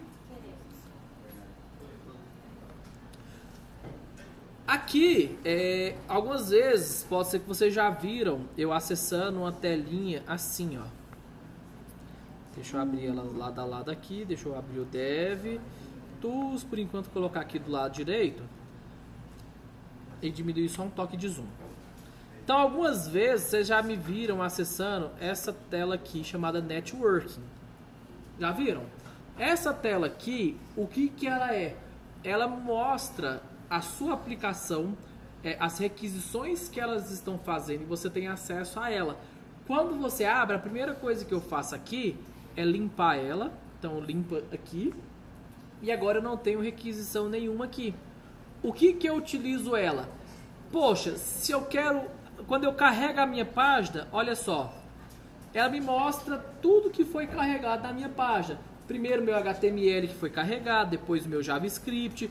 Essas outras coisas aqui, elas são referentes à minha IDE, que é o Live Share. Enfim, a questão não é essa. Eu utilizo muito essa tela aqui quando eu quero olhar se a minha aplicação está fazendo requisições. Então, por exemplo, vou digitar aqui, olha, o meu CEP 38.400.126. Quando eu digitar o número 6, eu espero que a minha aplicação ela faça uma requisição para o via CEP. Essa aba de Networking, ela captura isso. Vou digitar o 6 e olha só. Ela capturou uma requisição. Eu vejo a minha aplicação por trás, o que que ela está fazendo, olha. Então, eu vou clicar nela e ela me mostra para onde que foi feita a requisição. Ela me mostra se a requisição ela deu certo. Ela me mostra a minha resposta, olha. Então, às vezes, eu posso estar fazendo uma requisição e estar recebendo uma resposta errada, ou não estou fazendo a requisição, ou a minha requisição ela receba a resposta em outro formato. Então eu utilizo essa aba do Networking, que é botão direito, inspecionar elemento, Networking. Eu limpo as requisições antigas e tento fazer uma requisição. E aí quando eu faço essa requisição, eu clico nela para ver se, beleza, para quem que ela fez a requisição? Ah, ela fez para esse endereço aqui. Eu vejo se ela deu certo, eu venho na resposta, eu vejo a minha resposta. Então, isso aqui é o que a minha aplicação ela recebeu. Ela recebeu essa resposta aqui. Isso ajuda muito a gente a identificar problemas. Às vezes eu digito aqui e aí eu não estou recebendo nada, mas espera aí, eu tenho que perguntar. A minha aplicação ela recebeu uma resposta, eu disparei um pedido para ele, aí nessa aba de networking a gente consegue validar. Que aí você responde as suas perguntas. Poxa, peraí, a minha requisição deu certo? Alguém me respondeu? Ou a minha requisição nem aconteceu? Porque se eu tento, por exemplo, olha, vou apagar e vou colocar um espaço aqui na frente, ó. E aí eu estaria simulando que eu estou tentando. Eu falo, mas nenhuma requisição ela está acontecendo aqui. E aí eu sei que tem um problema na minha aplicação que não está nem disparando a requisição. Então ela é muito importante. Ela é muito importante nisso. Dica, ó, se você clicar aqui ela para, e aí ela não captura nada, então ela tem que estar com esse quadradinho aqui vermelho, porque aqui ela vai estar executando. Toda vez que eu quiser limpar, eu clico aqui que eu limpo as requisições antigas, e aí eu posso executar. Então essa aqui é uma ferramenta muito boa para a gente ver se de fato as nossas requisições elas estão dando certo. Show?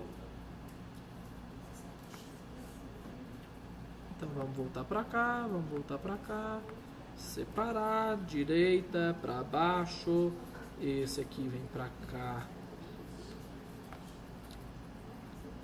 para a direita, meu código para a esquerda, e aí eu aperto todo mundo de novo e volto para o console. Ó, então, prosseguindo, então a gente tem agora uma necessidade de entender a seguinte situação. Se porventura minha API não estiver disponível, né? Porque então todos os tratamentos, a gente está fazendo tratamento com o retorno dela mesmo. A gente faz retorno, que esse retorno aqui, ela que me dá se o CEP foi inválido, mas se de fato a minha API ela estiver fora do ar. Então como é que eu vou simular isso? Não vou derrubar a API desse, que eu não sei nem como fazer isso. A gente vai simular fazendo uma requisição para uma API que não existe. Então via CEP, que aí ela não existe, e aí vai simular a mesma coisa como se a minha API estivesse fora do ar. Então se eu vou fazer uma simulação disso aqui e eu tento fazer uma requisição, eu não tenho nenhum feedback importante. E aí eu sei que no console ele já me trouxe o erro, né? Que o nome não foi resolvido, e depois ele teve um failed to fetch, que é justamente isso aqui, olha. Fetch é a nossa ação de ir lá e receber a minha requisição. E o meu erro é failed to fetch. Na linha 17 e na linha 17 que isso aqui está acontecendo. Então eu consigo já ver pelo erro que aconteceu aqui esse erro. Só que na minha aplicação, isso aqui ele não me forneceu nada. E aí imagina para quem que está cadastrando, quem está utilizando, vai ficar esperando, falar, meu Deus, o que eu faço aqui agora? Será que eu estou escrevendo errado? Então é óbvio que a gente não vai conseguir corrigir o link. A gente só precisa fornecer um feedback avisando, olha, no momento o sistema está indisponível, tente novamente mais tarde. E aí nesse mesmo tratamento eu posso, e é comum que a gente utilize uma mensageria para que eu notifique o administrador do sistema que aconteceu um erro naquele momento. Então a gente pode ter várias ações. Essas ações, elas são tomadas quando de fato há um erro no sistema. Isso aqui foi um erro que aconteceu. Então eu não consigo, ele nem sequer executa, ele não faz nada. Olha onde meu erro foi disparado, na linha 17.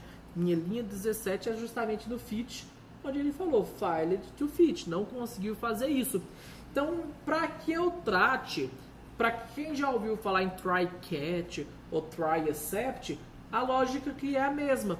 Só que no fit eu já posso chegar aqui no final dele e falar o seguinte, olha, eu tenho then caso aconteça certo, mas caso aconteça errado, aí eu vou fazer uma captura desse evento. Então eu vou utilizar o catch. E aí aqui não tem o ponto vírgula. Olha o gatinho aqui, catch. Então eu vou executar um catch. Só desabilitar isso aqui. De novo. Então, olha o catch aqui. O catch, esse bloco catch, ele vai ser executado quando o fit ele der errado. Então, quando o fit ele der errado, ele vai cair para cá. E aí aqui dentro, se eu capturo esse erro, então eu posso escolher qualquer variável. Eu vou criar uma variável chamada de error e executo uma função. Basicamente, o meu código agora funciona da seguinte maneira. Se o meu fit der certo, ele executa toda essa minha função aqui. Se o meu fit der errado, ele cai no bloco catch e aí executa aqui. Então, nesse momento, eu posso chegar aqui e falar, olha, serviço indisponível no momento, tente pular uma linha aqui. Tente novamente mais tarde. O que mudou na minha aplicação? Que se agora eu tentar executar e eu tive um erro, agora eu tenho um tratamento disso aqui. O erro é óbvio que ele ainda continua acontecendo, só que o usuário não fica mais perdido. Então esse é um erro que eu não estou buscando resolver. Eu estou buscando dar o feedback para o meu usuário que está acessando o sistema que nesse momento o sistema está indisponível para ele tentar novamente mais tarde. Aí daqui eu poderia ter uma API do WhatsApp integrada que dispara para o administrador do sistema, que alguém está tentando fazer uma requisição que deu errado. Se eu tivesse alguma outra API aqui, eu tenho uma API de reserva, uma outra API de um outro serviço, aí eu poderia tentar fazer a requisição utilizando outra API. Olha que legal. Então aqui, se deu erro, eu tentaria utilizar uma outra API para poder disparar e pegar essas informações. Então é muito comum em sistemas que a gente tem redundância. Então sistemas que eles não podem falhar, é costume você ter redundâncias, para que se caso um falhe, o outro esteja lá. O que importa é que eu forneci feedback para o meu usuário. Se o meu serviço estiver indisponível, o que tem nessa mensagem error? Antes de eu ter o catch, eu tinha esse erro aqui, né? 38.400.126. Tá vendo esse erro aqui? É justamente essa informação aqui que fica dentro da minha variável error que eu crio, ó. Então, se eu quero mostrar lá, então, por exemplo, vou mostrar aqui, ó, serviço indisponível no momento. E é muito comum, errado, mais comum, você ver esse tipo de alerta no seu navegador também, ó, tipo assim, error. É feio, mas vocês já viram os alertas de back-end, olha. Então aqui, ó, a mensagem erro, ela tem isso aqui, olha, type error, failed to fit. Só que aí eu não mostro isso aqui para o usuário, óbvio que não. Eu mando isso aqui, de repente, para o e-mail, para o administrador do sistema. Ó, o erro que está dando é esse aqui, a hora que deu o erro é esse aqui, tudo. Mas já aconteceu muitas vezes dos desenvolvedores não realizar tratamento das informações e você receber esse tipo de erro na sua aplicação. Você vê o erro lá na cara, você fala, poxa, não tinha que estar aqui esse erro não, para o usuário, né? Porque a gente minimiza o máximo possível para o usuário. Agora, se eu quiser pegar só a mensagem, é error. Acho que é message, quer ver? Message. Deixa eu confirmar se é. 38.400.126. Ó, se eu quero pegar só a parte da mensagem, sem o título dela, tá aqui, olha. Failed to fit. E uma mensagem. Então, o que eu quero que vocês entendam é que a gente não resolve o erro aqui agora, tá? Porque o erro não tá aqui. O erro tá na minha API que caiu. Se a minha API caiu, eu tenho que ir lá atrás para descobrir o porquê que ela caiu. Mas nesse meio tempo, eu vou deixar o meu usuário tentando entender o que aconteceu. O meu usuário vai ficar, poxa, por que não funciona? Poxa, minha internet que tá lenta? A gente tem que dar o feedback, né? Isso aí é muito importante. Então a gente deixa aqui uma mensagem aqui. serviço indisponível, entendendo que isso aqui só vai executar caso a minha requisição ela dê errado. Então, se a minha requisição ela dá certo, ela não executa aquela mensagem. Só se der errado. Agora, o errado não é o CEP indisponível, porque CEP indisponível, a minha requisição deu certo. Quem me disse que o meu CEP estava indisponível foi a API, que constou no banco de dados dela e falou, aqui não tem. Então, se eu tento aqui, olha, 0000, CEP inválido, e ele apaga o que tinha lá.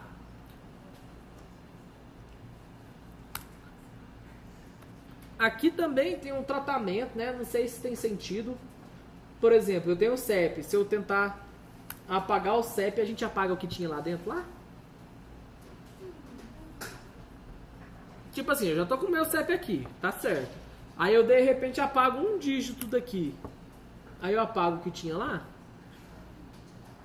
Eu não lembro como é que essas API de cadastro eles fazem isso. Mas parece que é uma boa prática, né? Tipo assim, poxa, se eu coloquei o CEP, tá certo, e eu altero um ali, é pra pagar. Porque se apagar tudo, ele vai continuar ali. Porque às vezes eu pago tudo aqui, aí eu clico fora e aí tem um endereço e não tem um CEP, parece ainda uma falha, que a gente pode corrigir como bons desenvolvedores front-end.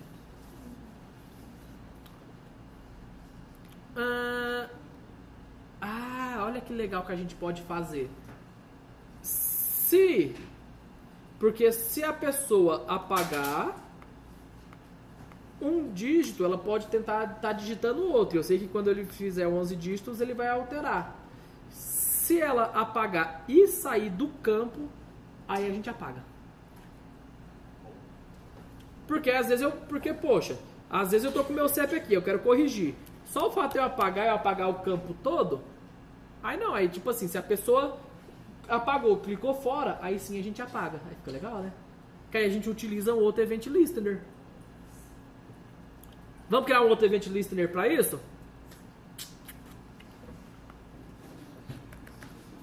Então, olha, em CEP, vontade de Event Listener, eu acho que esse Event Listener é o... Qual que é? Quem é que sabe? Por que ele não está autocompletando? Pô, cadê meu autocomplete aqui? Pô, cadê o Zé Gotinha?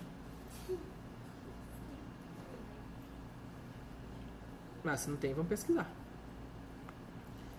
JavaScript, Event Listener, Out,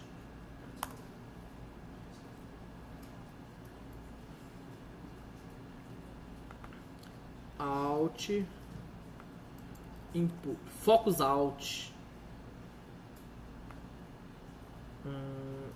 Blur? Blur? O que faz o Blur? Alert, Blur executar.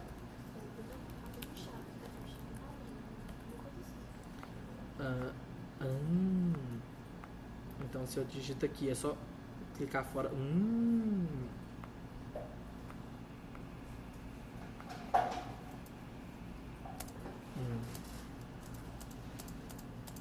O loop infinito.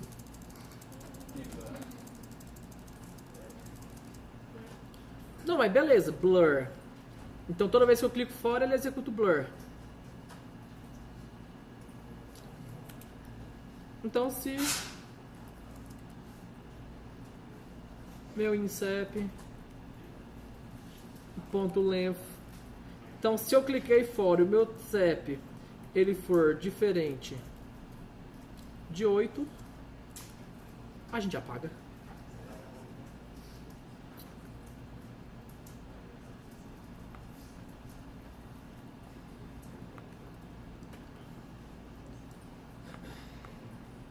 Então, por exemplo, eu estou aqui, olha, CEP, eu vou clicar fora aqui, ele apaga. Se eu tivesse um CEP 38.400, 126, ele tem. Aí eu vou apagar um tópico e vou clicar fora.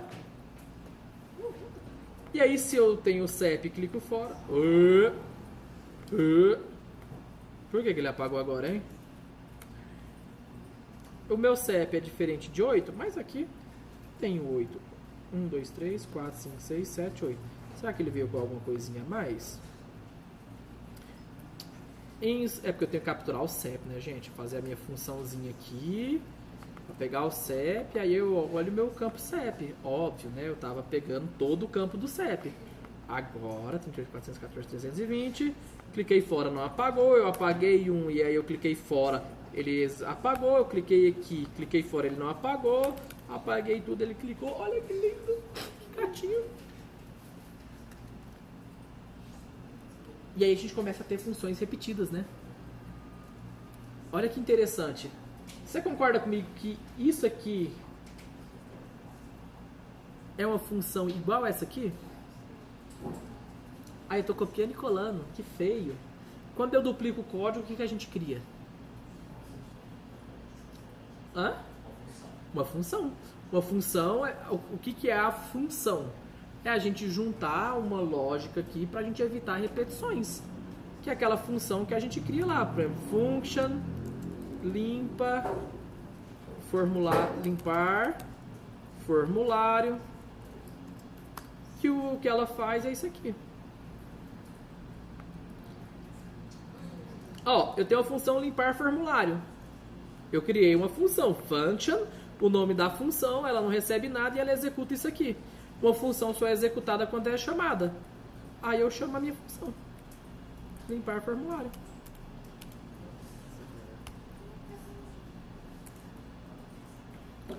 Vamos ver se funciona. Funcionou. Apaguei um. Cliquei fora. Funcionou. E aí agora eu encurto esse meu código aqui, ó. Função limpar formulário.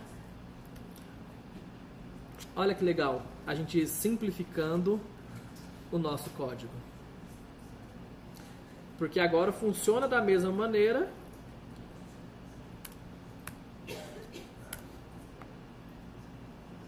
E aí eu abstraí a minha lógica dentro de uma função limpa formulário. Tá igual essa minha função do CEP aqui também, né? Que eu executo a lógica dela 2 vezes. Então, eu também vou criar uma função para o CEP. Tá fazendo sentido o que a gente está fazendo para vocês? Então, olha, eu vou também limpar o meu CEP. Eu vou criar uma função para limpar o meu CEP. Então, function sanitiza, que o nome normalmente, quando a gente limpa uma string, a gente chama isso de sanitiza. Então, sanitiza CEP. Que aí eu vou receber, de fato, um CEP. Então, agora é uma função diferente, porque agora eu estou mandando um parâmetro para ele. Então, quando eu chamar essa função sanitiza CEP, eu preciso mandar alguma coisa para ele. Porque olha que a minha função limpa formulário, eu não mando nada, né? Aqui dentro dos parênteses.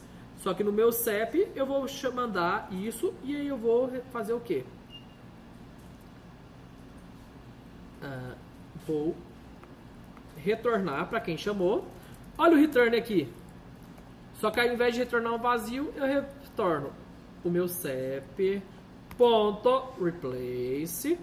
E aí aqui agora, meu CEP recebe a minha função sanitiza CEP, comigo mandando o meu campo in CEP.value.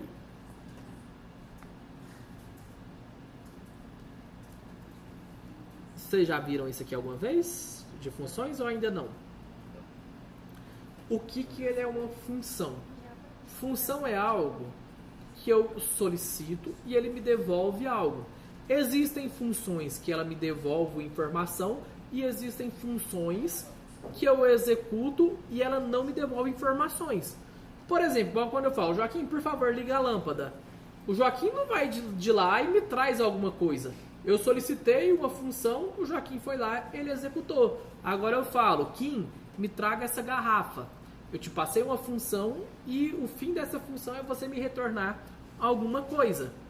Então é exatamente o que a gente tem aqui, uma função onde eu não passo absolutamente nada, que basta que eu chame essa função, igual eu passei a função limpar formulário. Então, a minha função limpar formulário, eu não passei absolutamente nada para ela. Eu só chamo ela. Quando eu chamo essa função, ela pega todos os meus campos e limpa ele. Agora a minha função sanitiza CEP, ela é diferente. Eu preciso mandar alguma coisa para ela. Porque quando eu mandar alguma coisa para ela, é com a coisa que eu enviei que ela vai executar. E aí eu criei uma variável chamada CEP. Aqui poderia ser qualquer palavrinha aqui dentro do CEP, tá? E aí, quem me chamou essa minha função, eu preciso devolver. Então essa minha função sanitiza CEP, eu recebo uma informação. E aí essa informação aqui, olha só. Eu tenho a minha função sanitiza CEP. Aqui dentro. E aí essa minha função, eu estou chamando ela aqui. Só que eu preciso passar algum valor para ela. Então, olha, 38.414, tracinho, espaço, 320. Olha que quando eu chamo ela, eu preciso mandar um valor para ela. E olha o que ela me devolve. Uma informação sanitizada. É um CEP que não tem tracinho, é um CEP que não tem espaço, é um CEP que não tem letra. Essa é a minha função CEP. Então, aqui eu estou passando um valor para ela. Diferente da minha função limpa formulário. Eu passo alguma coisa para o limpa formulário? Não passo. Mas quando eu chamo e executo, ele apaga todo o meu formulário. Então a minha função limpa formulário, ela não precisa que eu passe nada para ela. Só que a minha função sanitiza CEP, ela precisa que eu passe uma coisa para ela. É o que eu estou passando, olha, 38.414, 320. E aí ela me retorna o meu CEP sanitizado. Olha aqui, olha. Me retorna o que eu recebi executando a minha função .replace e retornando apenas o dígito dela. Assim, quando eu vou chamar, eu não vou repetir isso aqui, olha. Eu vou só chamar a minha função limpa sanitiza CEP. E aqui dentro do sanitiza CEP eu preciso mandar alguma coisa. Essa alguma coisa que eu vou mandar é o CEP que eu recebi do meu front-end. Então é o meu campo inCEP.value. Assim, eu tenho agora uma função que ela agrupa essa lógica. Por mais que fosse só uma linha, vamos supor que depois eu fizesse mais validações no meu CEP. Eu alteraria apenas em um único lugar. E quem usa essa minha função iria receber essas minhas alterações. O meu código, ele continua funcionando, olha. Então eu solicitei, ele continua funcionando, eu apago um, ele continua funcionando. O que muda para mim é que agora eu estou fazendo a limpeza dele dentro de uma função. E aí aqui nós temos duas funções. Uma função que eu não passo nenhum valor para ela e uma função que eu passo valor para ela e ela me retorna algo. Tanto que eu posso até rodar um alert, olha. Toda vez que eu começo essa função, eu vou dar um alert em CEP. Só para poder mostrar, olha. Então, essa função, olha, toda vez que eu digito um número, ela é chamada. Olha, ela está no loop.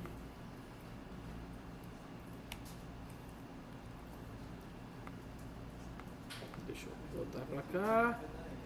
Oi? Peraí, só executar aqui de novo. Open with Live Server.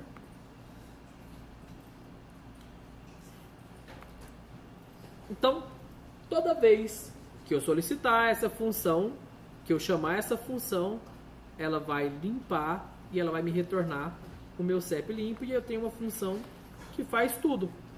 É importante porque quando a gente vai desenvolver, eu sou responsável por funções.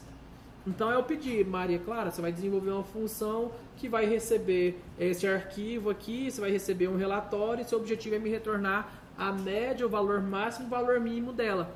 Então ela vai desenvolver essa função e depois ela vai chegar para mim e falar, Lenício, eu desenvolvi essa função se chama isso e você precisa passar só um relatório para ela. Quem vai utilizar a função não precisa entender o que está acontecendo lá atrás.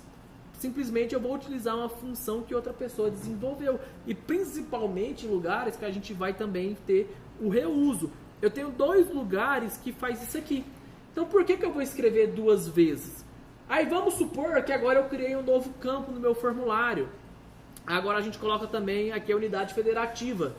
Se eu quisesse limpar, eu teria que procurar no meu código 2 locais onde ele faria a limpeza para poder incluir a limpeza da unidade federativa. Se eu tenho uma função, eu altero apenas em um único lugar. Então, quando a gente utiliza função, a gente deixa o nosso código mais limpo, mais organizado, e eu não fico com as informações soltas por aqui. Então, essa aqui, olha, ela é uma boa prática. Esse nosso código, ele está escrito com boas práticas, tá? Teria como melhorar? Teria, poderia ainda criar uma função para isso aqui. Mas aí ainda não vejo mais tão benefício. Aquela questão quando a gente começa a separar tanto que a legibilidade fica mais complexa do que simples. Aqui, ao visualizar a primeira vez, você entende que a função ela só é executada quando ela é chamada. As funções só são executadas quando alguém chama. Então essa função sanitiza CEP, ela só é executada nesse momento e aqui também nesse momento aqui. E a lógica nossa, ela ficou completa. Então se eu tiro um código, ele apaga. Se eu coloco, mas eu apago enquanto eu estou digitando, ele não se perde nada. Se eu tiro aqui, ele apaga o nosso formulário. Então agora a gente está com o formulário tal como aqueles formulários que a gente utiliza. Tá igualzinho os formulários que a gente já utiliza. Então, isso aqui é uma implementação. Da próxima vez que você for ver um formulário, você vai entender que isso aqui é o que está acontecendo por trás.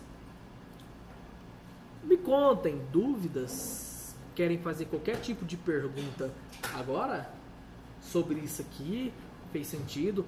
Ó, isso aqui é prática, tá? Eu estou focando nesse momento em qualidade de código. É necessário praticar, é necessário criar depois mais funções, mas aí isso aí é com vocês, tá? O que eu estou fazendo é apresentando e vocês têm esse momento agora para poder tirar dúvidas. Oi? As funções, elas teriam que ficar dentro desse código? Ou não necessariamente? Não, porque não importa onde eu crio elas. Se é no início ou se é no fim. Talvez só por questão de organização. Então é muito parte mais da convenção. Então se tem empresa que tem convenção de colocar no final, tem empresa que tem convenção de colocar no início. De fato, acho que se criar um padrão e falar todas as funções no início, isso fica legal em relação à organização. Porque aí eu sei que todas as funções do meu código estão no início. Então é legal. Oi? O Blur? O Blur, ele é um event listener para que quando eu clique fora do meu formulário, ele execute. Porque o meu objetivo é, se eu tiver alguma informação aqui, porventura eu apague o meu CEP. E aí, beleza, você concorda que agora o CEP está errado? E aí eu deveria apagar essa informação? Só que eu só vou apagar quando eu clicar fora desse campo. Ó. Eu cliquei fora do campo, aí ele executou, ele verificou se o tamanho disso aqui era diferente de 8, como era diferente de 8, ele executou uma função chamada limpar formulário, que a função limpar formulário, ele vem no formulário e zera o valor de todos os campos. Professor, Oi? tem como entrar pelo HTML, tirar o save e apagar o nome da rua. Tem como, perdão, o quê? Entrar no HTML, tirar o save e colocar qualquer coisa que eu quiser e enviar. Sim. Aí você valida no back-end. Aí eu tenho que fazer isso, tá? Não, você valida no back-end. Cara, o front-end ele pode falhar realmente em tudo isso. Alguém pode chegar aqui, de fato, tirar o disable, preencher essa informação aqui e poder mandar. Por isso que a gente também valida no back-end. Aí o back-end que envia o quê? Aí eu digo no back-end da nossa aplicação que está recebendo um cadastro. Não o back-end do serviço da API que a gente está solicitando. Aí a gente usar o serviço da E validaria e também. verificar se um bate com o outro. Não tem como fazer isso aí agora. Não, porque a gente não está vendo back-end, a gente está vendo só quando a gente estiver trabalhando com Java que a gente recebe e valida isso. Não, tipo assim, no final das contas, não.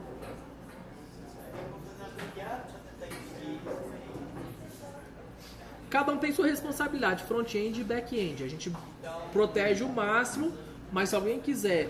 Porque igual a gente tem acesso à barra de networking, eu posso pegar direto a API e mandar informação para a API.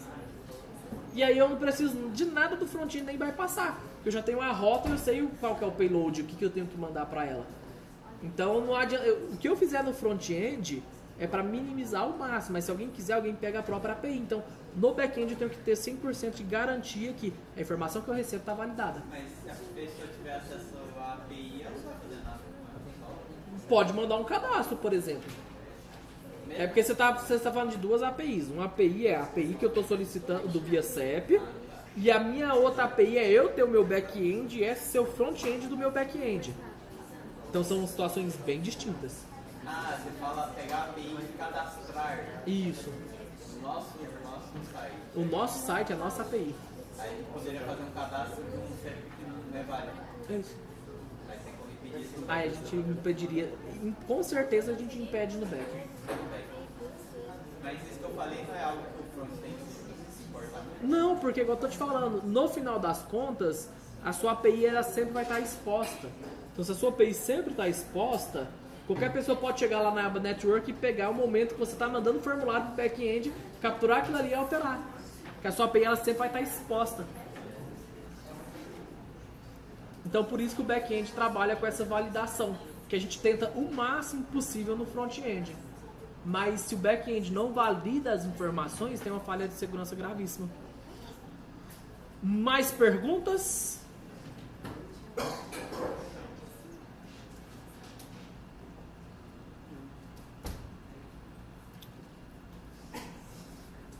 Kim? Perguntas, Kim?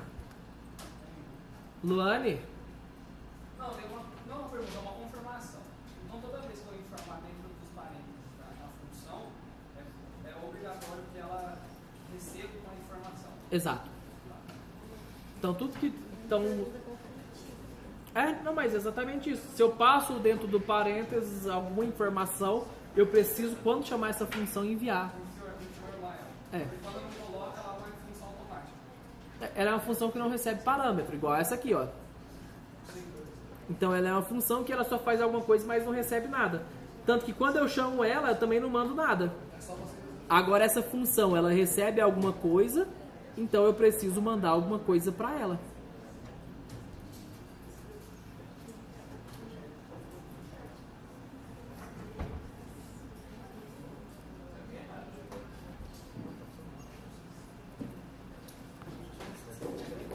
Beleza, é isso.